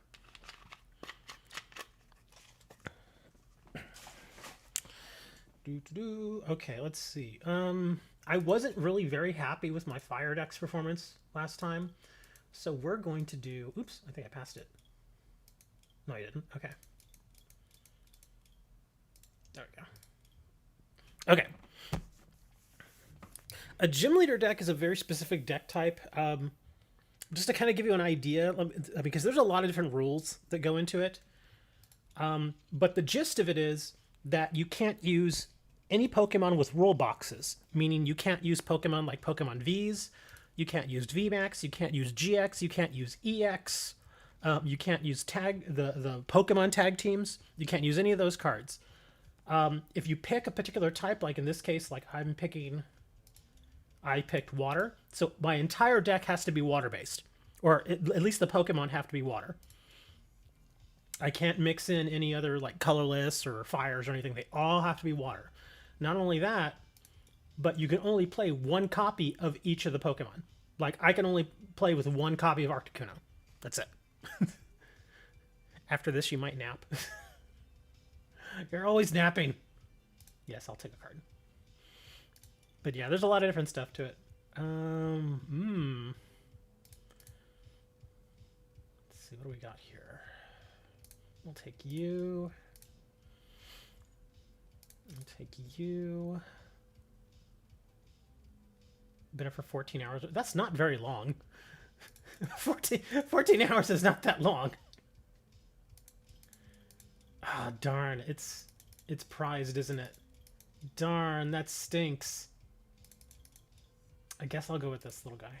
Oh, no, wait, what am I doing? No, oh, okay, never mind. I got it right. Okay. I'll do you. I guess I'll do that. You're at the ER? Care to share what happened, or is that a little personal?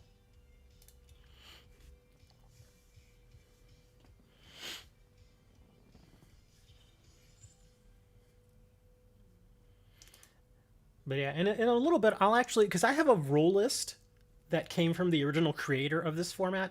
I'll toss that up here in a little bit so you can read over it, because there's actually quite a few different things to it. Just to kind of go back to what I was saying, you can only use one copy of each of the Pokemon. So again, I only have a single Sobble in this deck, only one Blastoise. Same thing here with your trainers. You can only do one copy of each trainer, so that's her only Marnie. Same thing with mine. Like you saw that I had Nessa. I can only play a single copy of Nessa. And certain cards that have... oh, what's the word I'm looking for? What is this? What? Owner must flip a coin successfully before it can attack. Oh, man.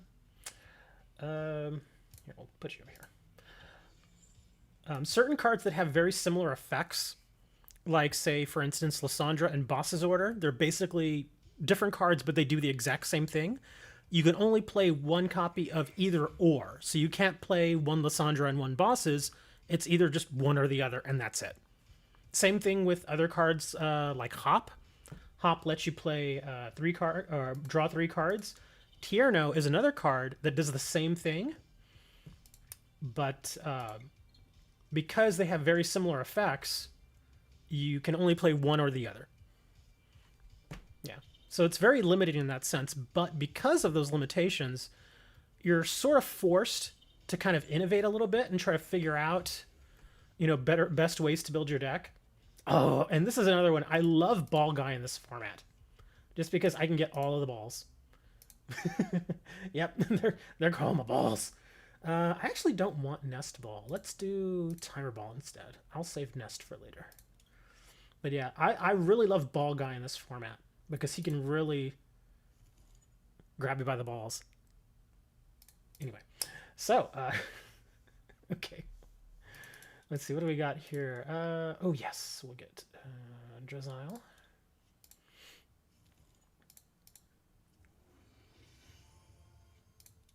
Let's see, what trainer card do we want here? I could get the Nest Ball now if I wanted.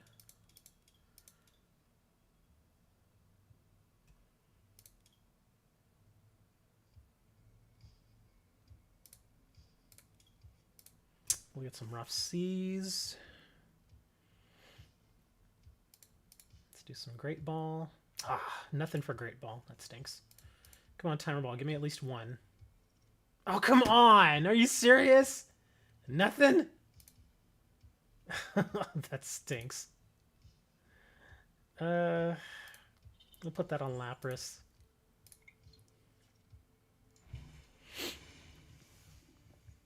I should have grabbed the Nest Ball.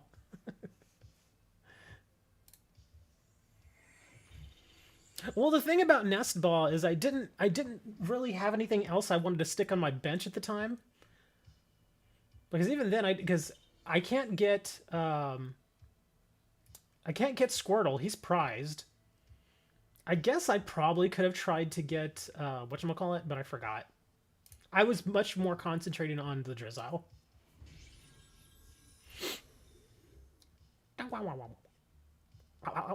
Ooh, that's a good one. Actually, hold on. Let's do this first. There we go. Yes, dive balls are blue. Ooh. Not really what I was hoping for. Darn. Let's see, what do we got here? Confused.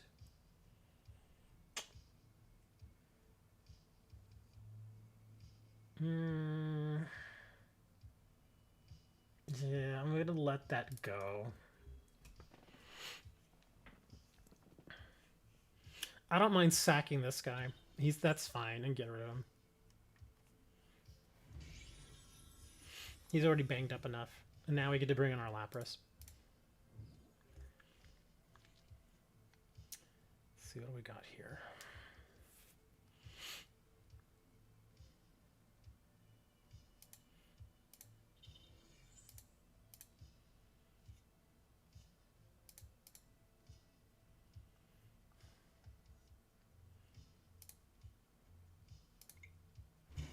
Bam! Lapras getting pumped. Come on, give me... Oh, Avery's not bad. Avery's actually going to be a little useful here. This is another card. Look, say she uses Ball Guy too. Gotta love Ball Guy. Avery's another pretty good one because in this format, depending on who you play, this format, sometimes you can get people who just completely fill their bench. And so Avery makes them dump a couple, and then you can draw 3 cards. It's a very useful. At the very least, I'll get 3 cards out of him. Whimsicott.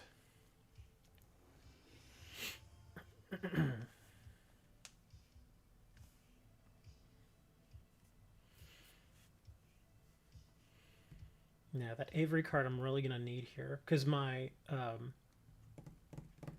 my Intellion's in the deck.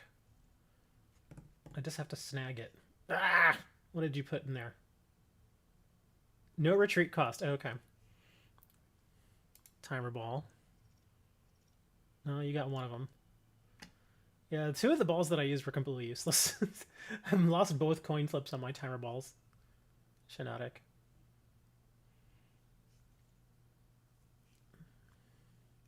And then quick ball. What are you dumping there? Grand Bull. Oh, Morlul. That's actually handy.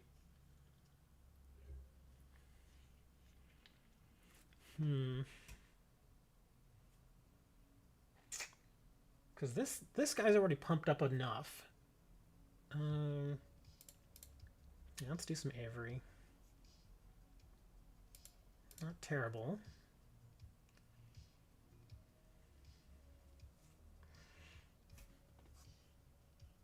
Can we restart the free codes after this match? Maybe. We'll have to see. I think, yeah, my Snom is still in the deck too.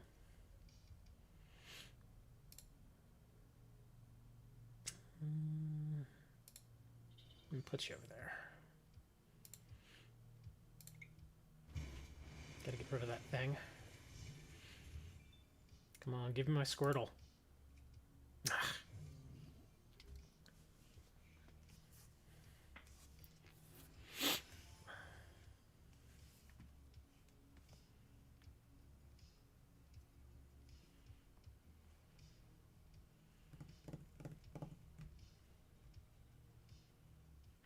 Poor Serenity, still got the pink eye. Is that where you were at the ER? That pink eye's getting a little serious there.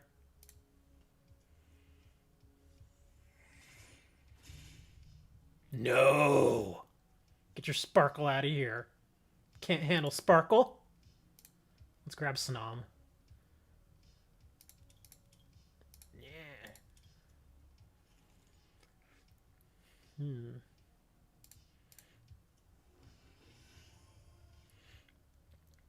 Let's see, what else do we got here? Illuminate. Whimsicott. Okay. I don't have any of those. Let's get our Dreadnought going.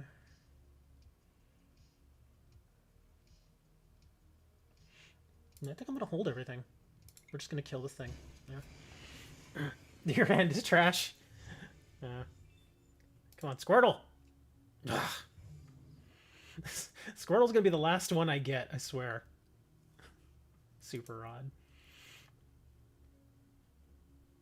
That's one of the downsides of this format is that every now and then you'll run into an evolution line where you're missing one of the cards you need. That's what's going on with Squirtle. And one other popular card in this format is Peonia, because she lets you dig into your prize cards. So she's also very popular. Let's see what do we got here.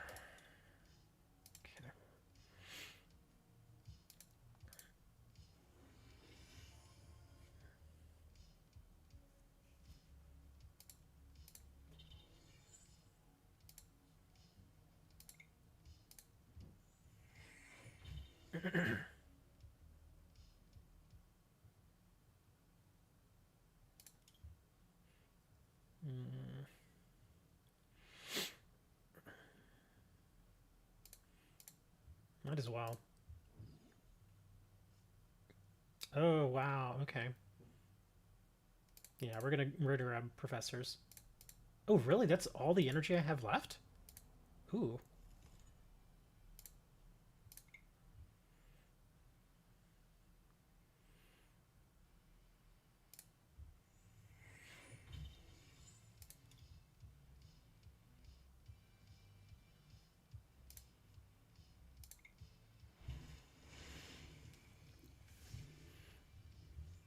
Come on, Squirtle?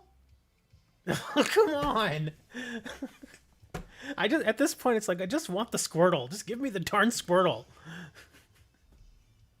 Yeah, unfortunately, Serenity's hand is not doing too well. She burned the Marnie early, so I thought that might come back to haunt her a little bit, but I don't think she had a chance. Oh, look at that. I could give you a little something here and help you out and do that. Do I really want to, though?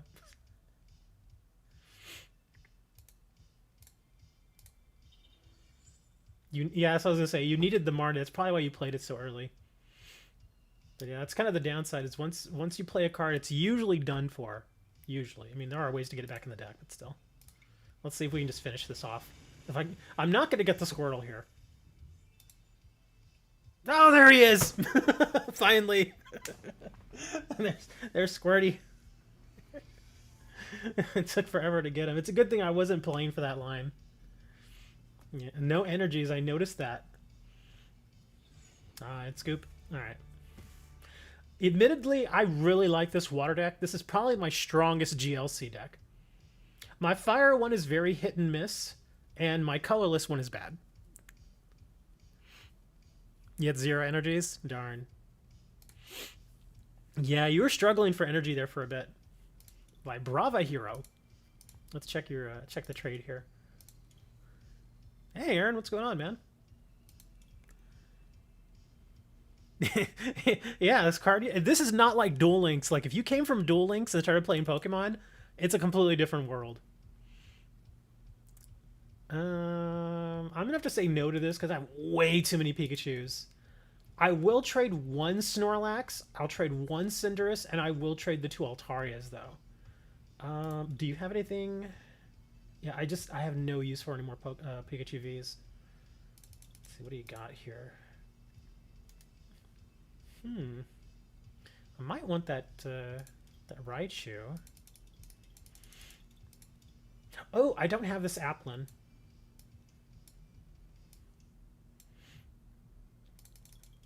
Oh, that's a pretty card. Look at that. That's nice looking. I won't ask for that, but that's a really nice card. Although you are saying that it is available for trade. I may actually want that. Because I know those 2 Snorlax are pretty darn good. Because it's got the Gormandise. What is this, Kyurem? Black Kyurem.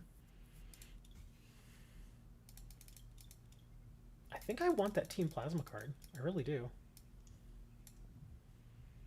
I'll let you think about this. This is my counter offer. Feel free to counter. I'll actually trade 2 of the Snorlaxes if you are willing to part with your Articuno. There you go. We'll let you think about that. How many Urshifu do you have? Oh, depends which one you're talking about. Because there's, what, like 4 different Urshifus, isn't there?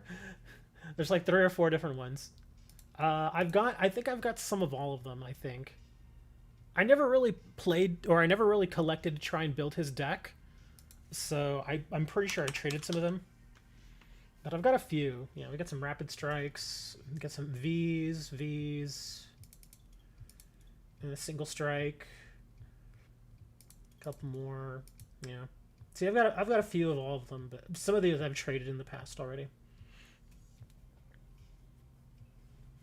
That you are because you had severe pain in your right foot. Ow! Any particular reason? Did you twist your ankle, or smash it, or pull your leg off and beat the hell out of somebody with it? What happened? Or are you just getting old? You're getting old like me, man, where you wake up and you're just like, what the hell happened? I broke my leg in my sleep. What is this? You started playing Expanded. It's so much fun. Expanded can be fun as long as you have the cards to support it.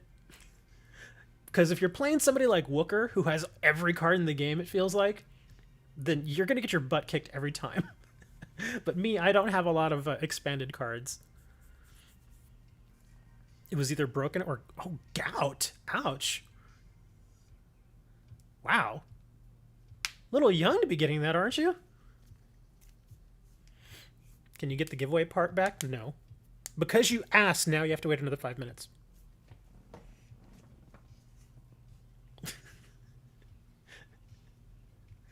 Yeah, you seem a little young. You're 31. That still seems young.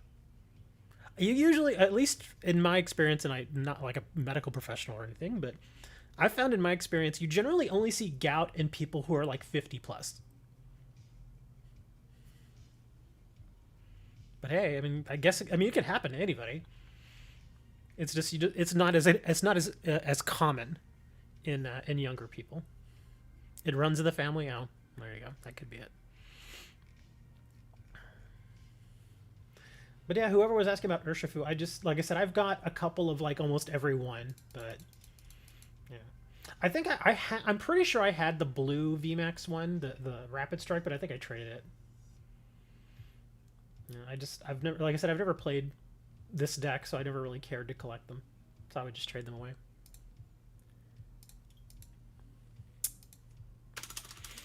All right, so, oh, actually, I actually did find some packs over at my local grocery store. Let me see, which ones are these?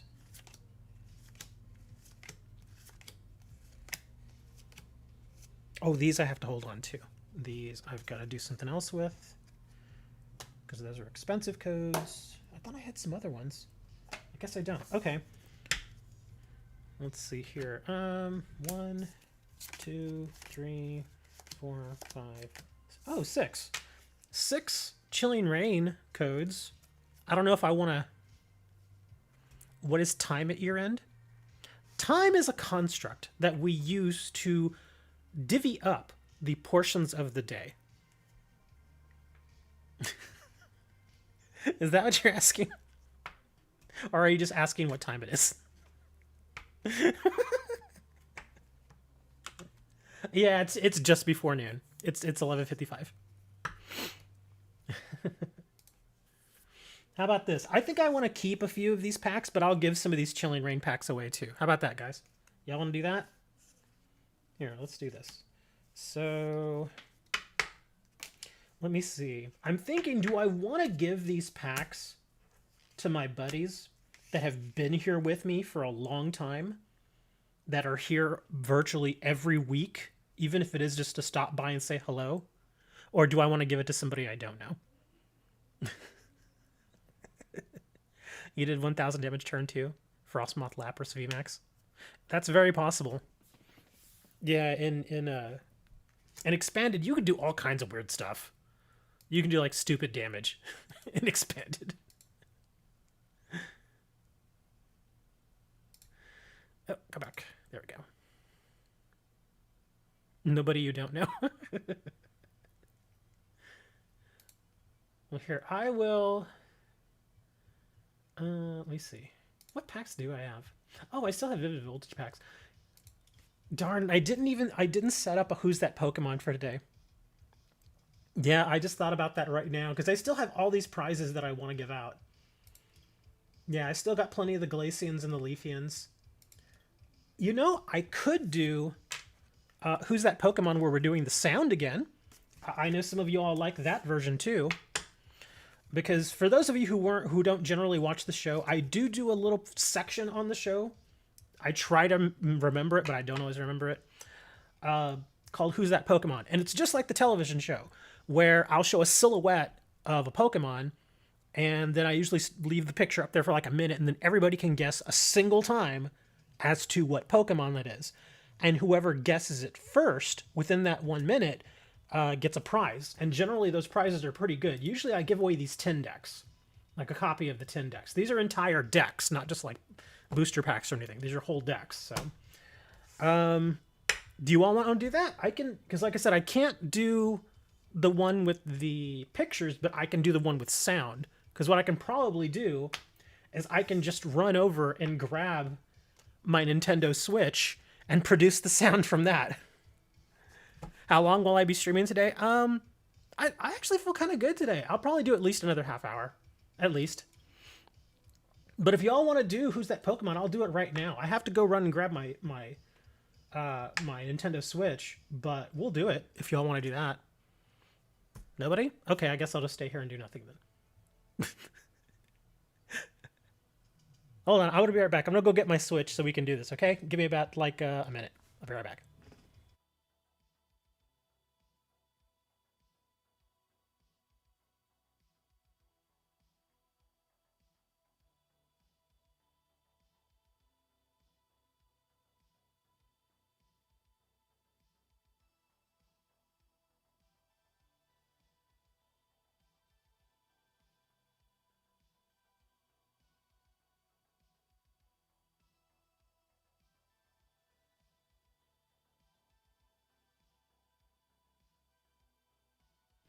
Okay, that didn't even take a minute.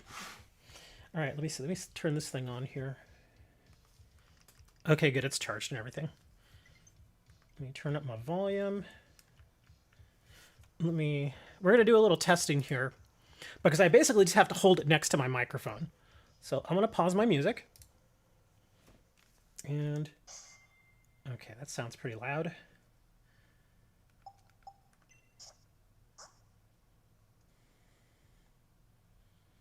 Actually, let's go to the Pokédex. There we go.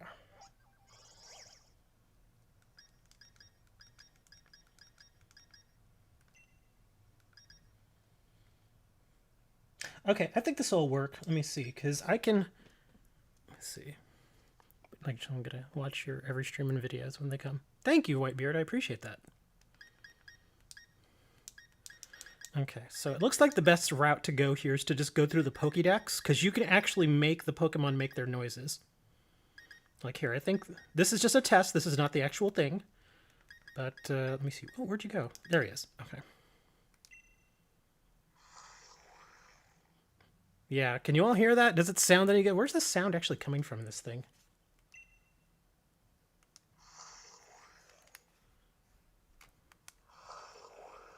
Can you all hear that okay? I can't tell.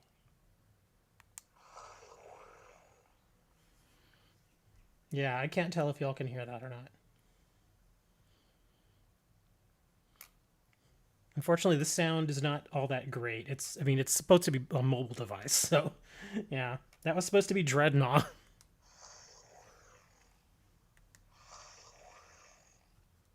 Yeah, so I was gonna say, it doesn't sound that clear. Even to me, it doesn't sound that clear.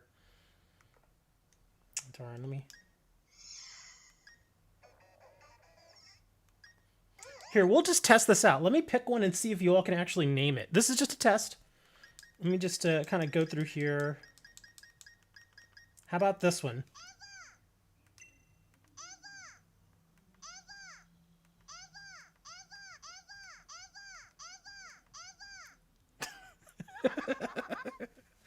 Who's that?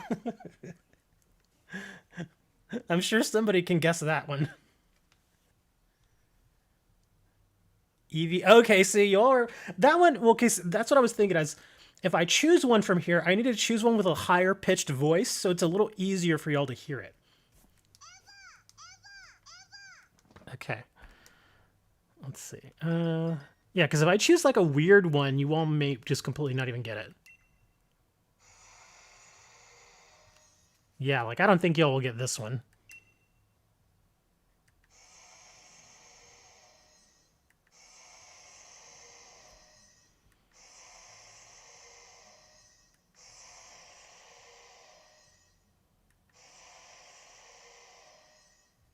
Yeah, I doubt anybody will get that one.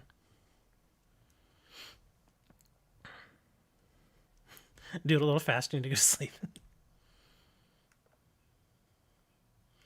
Okay, well, here we go. We're going to go ahead and try this. And again, let me go over the rules again real quick, guys. The prize for today is going to be a... I guess we'll just go ahead and do the good old Leafian, because I still got tons of them. The prize for today will be a Leafian deck. Here are the rules. Calm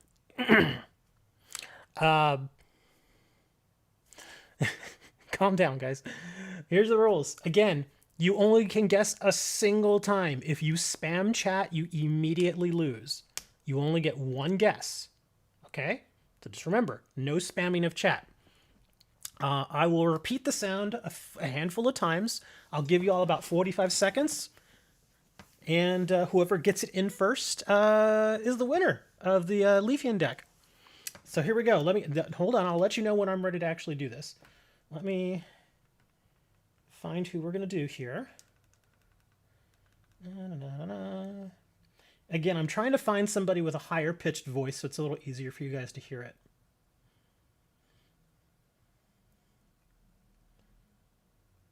Okay, I think I found somebody. Okay, are you all ready? Here we go.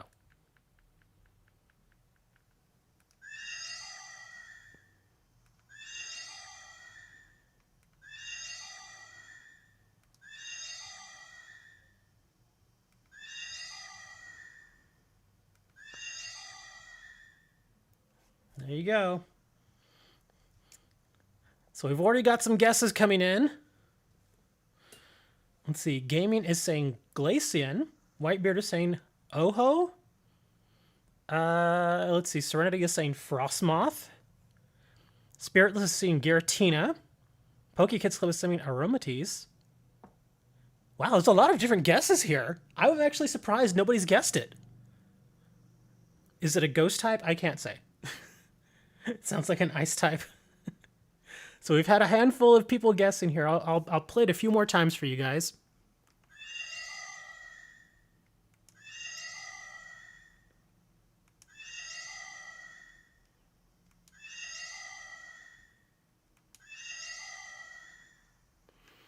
All right. Abmosmoth? I have no idea who that is. Okay, we'll go about 10 more seconds.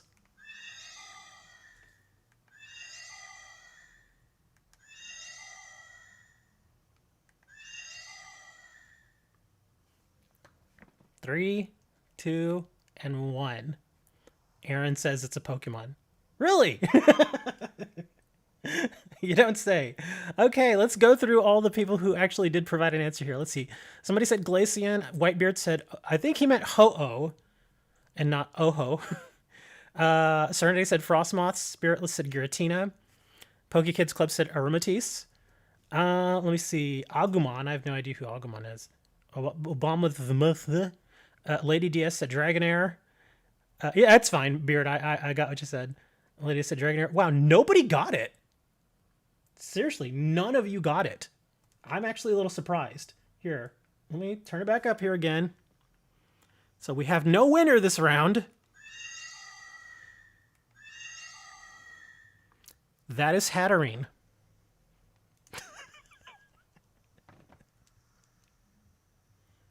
Yes, it's really, I'm not kidding, it's Hatterene.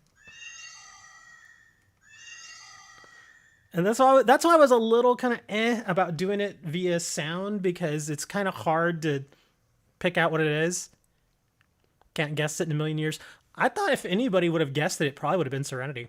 That's why when you gave that other answer, I was like, oh, you actually didn't get it. Well, Hatterene's not a ghost type.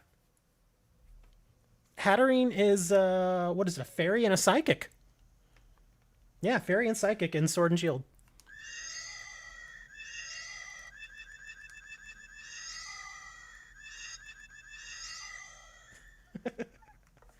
Oh my gosh, you guys. It's fairy. Yeah, fairy and psychic. Well, I guess we didn't have a winner. I still want to dish out the prize, though. Do you want me to find another one? Because like I said, this is a little weird. This is like our test run for me, like feeding sounds through my Switch. Let me see if I can find another one that's a little bit easier. Let's see. Let's try a different region. There's so many fairy psychic types. Oh, there's a ton more of them now. Because a lot of the fairies are no longer fairies. Now they're being pushed into psychic. So there's going to be a lot of psychics. Y'all thirsty for prizes. Oh, be quiet, Serenity. You've never turned down a prize from me. She's like, I know. All right, let's see. Okay, I think this one should do it. This one's pretty easy. At least for me, I would recognize it. So here we go. Ready, guys? Again, you only get one guess. Do not spam chat. Same prize. So here we go.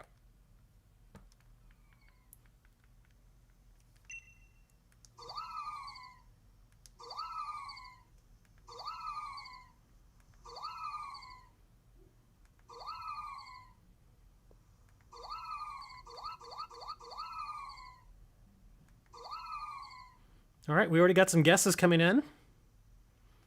Let's see. PokeKids Club is saying Sylveon. Anybody else? Gaming Wayne's is saying Glacian.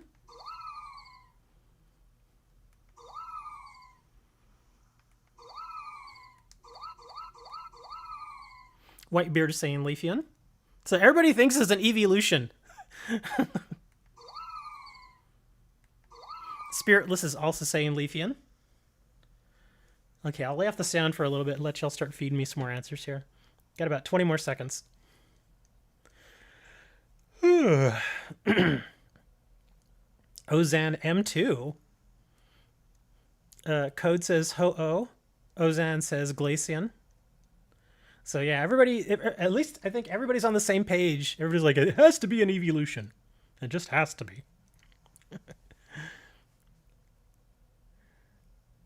All right. 3, 2, 1, and time is up. Here we go. I'll play the sound one more time just for y'all can have a guess here.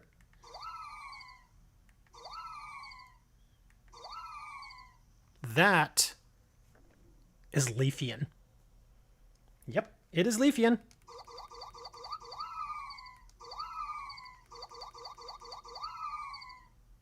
Yay! We have a winner, I think. Here, I can turn my switch off now.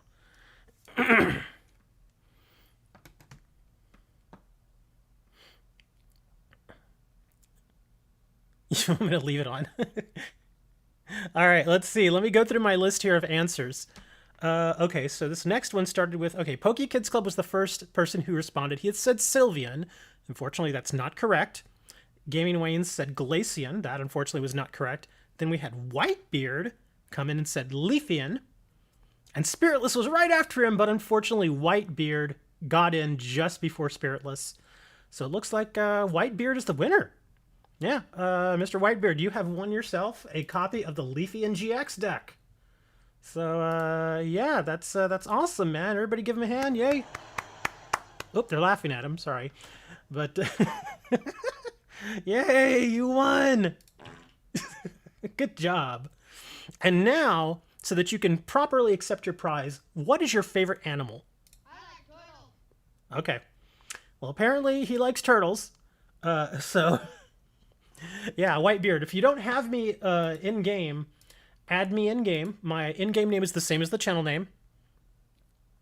And I will mark this as tradable, and then you just send me, when you trade me, I know you still have to put something in there, but you can put in like a basic energy or something. It doesn't have to be anything like expensive. Just like throw in a basic energy and request the Leafian deck, and I'll approve the trade, and it's all yours. So congratulations. Good job, dude. So that's Leafian. And it kind of made sense to me. I was like, yeah, let me just use Leafian for the Leafian prize.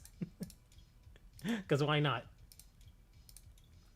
I imagine this is you, Ruin 4 or Ruin 14, what, 145?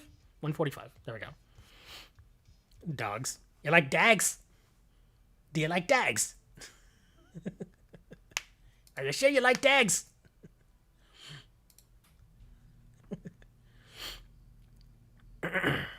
But yeah, you got it, man. So you get the Leafian deck.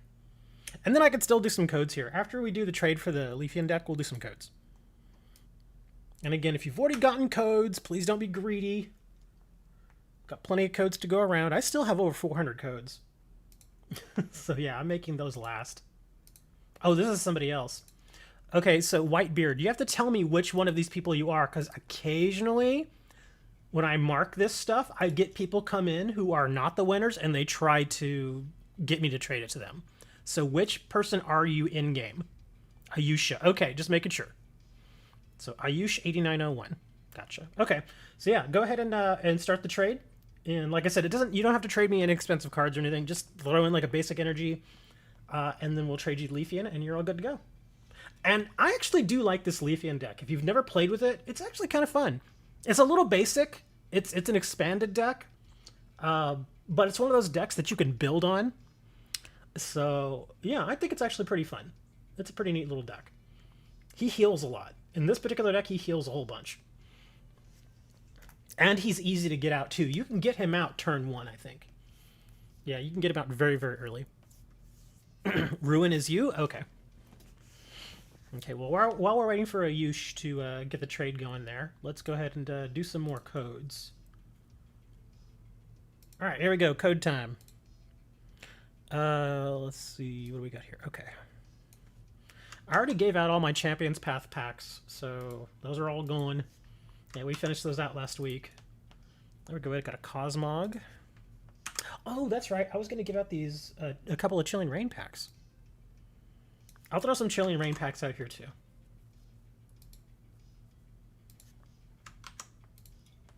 Rockruff.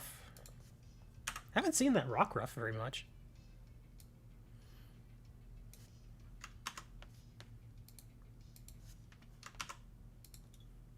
Dreadnought. And again, a majority of the stuff that you see here, these codes that I'm putting out here, a majority of them tend to be like promo and blister card stuff. Occasionally, not very often, but occasionally you'll see a deck thrown in there.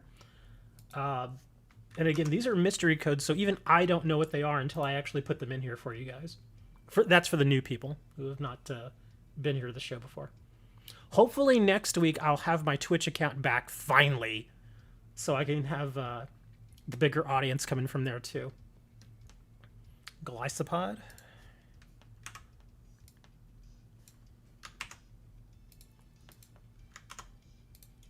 And Lucario. I haven't seen that Lucario one in a while.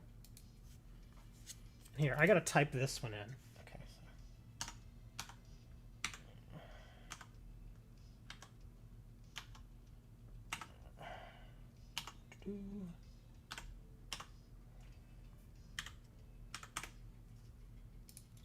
That is a Chilling Rains pack, or Chilling Rain pack.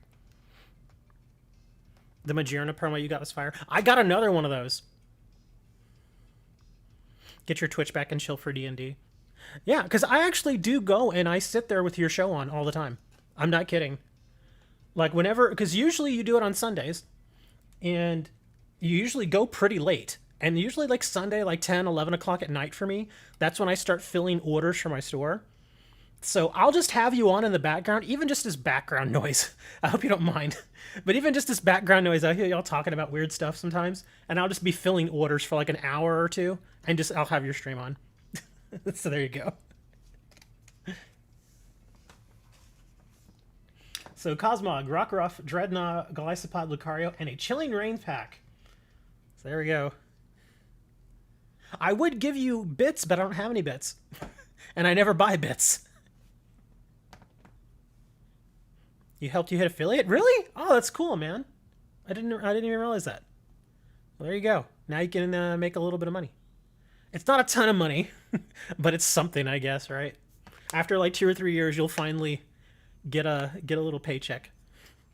Like seriously, the $100 will come out of nowhere. Like when I first signed up with Google AdSense, I didn't even really pay attention to it because this was like years and years ago. Before YouTube had all the requirements and stuff. So I was making money on YouTube, but not very much. I would make like $5, $10 a month. And I completely forgot about it. And then like a year later, suddenly I see this deposit for like $115 in my account. And I'm like, what is this? And then I was like, oh, Google AdSense. I was like, okay, that works. All right, let me check the trades here. So we can get Ayush, Mr. Whitebeard, his deck here. Oh, I had some trades in there. I didn't even see these. Okay.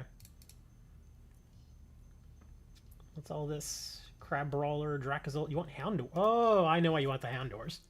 I was like, why does he want that? And I was like, oh, that's right. I just remembered. I'll take the Cleffa. The dead Oddish. You can say it's not really him all you want. I still think it's a dead Oddish. You have 1 sub so far? I have Amazon Prime too, but I've had Amazon Prime for so long, and a Yanma. That's actually fine. I'll take that Yanma. That's cool. Let me unmark this, and there you go. Enjoy your deck. Like I said, it's actually a pretty fun deck. The EVs in that deck are very useful. Again, it's only the whole deck itself is only usable and expanded, but it's one of those decks you can build on. So it's pretty nice. Let's see, Gardevoir, Kazoem, and I don't really need these. I guess I'll take them. I'll take them and I'll mark them just in case anybody actually needs them. There you go.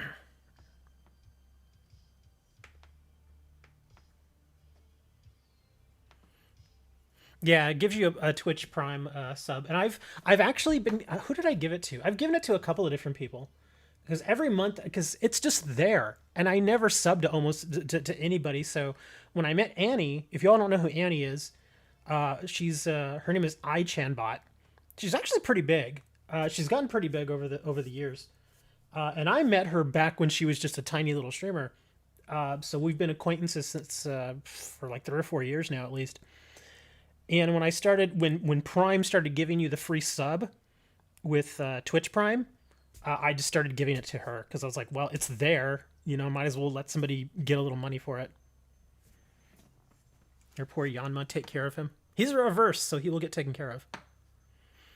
Twalpair, not Twalpair. I've only met Twalpair this year, so I haven't known her that long. But she's somebody else that I watch her show occasionally when I remember that it's on, because I always forget that. Like, my biggest day to watch streams for me is usually after I get done here. I'll put like a game or something on, and then I'll like stick a stream on. Thank you for the subscribe over on YouTube. What's your Twitch name? Same as this? Yes, I use the same name across all platforms. But yeah, I hadn't known Twalpair very long, but I have watched her stream occasionally. She plays a lot of theme deck matches, which I actually like. You guys, well, for those of you who have been watching me a while, you all know I like theme deck matches. So whenever she is streaming, she does a lot of theme deck matches, so I find that really entertaining. Plus, she has a couple of theme decks that I don't, so it's kind of nice to see that. But yeah, poor Twalpair, she's crashed out right now. She's over in Australia, so she's on a completely different time than most of us here in the U.S. You're not formal Twitch user. Well, I mean, you don't have to watch on Twitch. You can watch on whatever platform you want. It doesn't really matter to me. The most money, I'll be honest, the most money that I make is through YouTube. Twitch, I make a little bit, but not very much. And Trovo, I don't make any money. But I stream to them because it's just like, well, they're a newer platform and want to give them a little extra traffic, that kind of thing. You're from India? Oh, okay, so it's pretty late for you too. You hope theme is still a thing in live? I hope so too. I really do like, because sometimes I like to go on the ladder and play standard, but then there are other times I just want to do a theme deck match because they're simpler. So it's a little more entertaining that way, but yeah, like I said, hopefully I'll get my oh, in fact, I have some emails. Let me see. Did they actually get back to me? No. Okay. Darn. Yeah, I'm waiting for them to get back to me on this whole two-factor authenticator stuff. It's such a pain in the butt. I mean, I understand that they have to be very, very stringent with the two-factor authentication stuff because they want to be absolutely certain that they're giving the account back to the actual owner, but it just takes so long to get this stuff done. You were a member a few minutes ago. Yeah, you had mentioned, I've been watching that you had mentioned time. I didn't know exactly where in the world you were, though. But we actually have some people from all over the world. Wooker, who's, I don't think he's here right now, but Wooker and Moni, they're both from the Netherlands. Twalpair's from Australia. I forget his name, but we also had a guy that's from Israel. We have another buddy of ours who he's actually been friends with us for years now. Comrade, he's from Lebanon. Who else do we got? I'm trying to think of all the people in various countries. Yeah, Moni and Comrade are the people from Europe and the Middle East who've been around the longest, and then Wooker has been around a while too. I know the various countries that we've gotten viewers from Mexico, obviously, a few people from Canada, from South Korea, from Cyprus, from France, from Belgium, just all over the world, really. And then, of course, we have Dre from Detroit. That's a foreign country in and of itself. Poor Dre. And then we have Serenity, who's from, is it Ohio or Indiana? I can never remember. I think it's Indiana, isn't it? Aren't you from Indiana?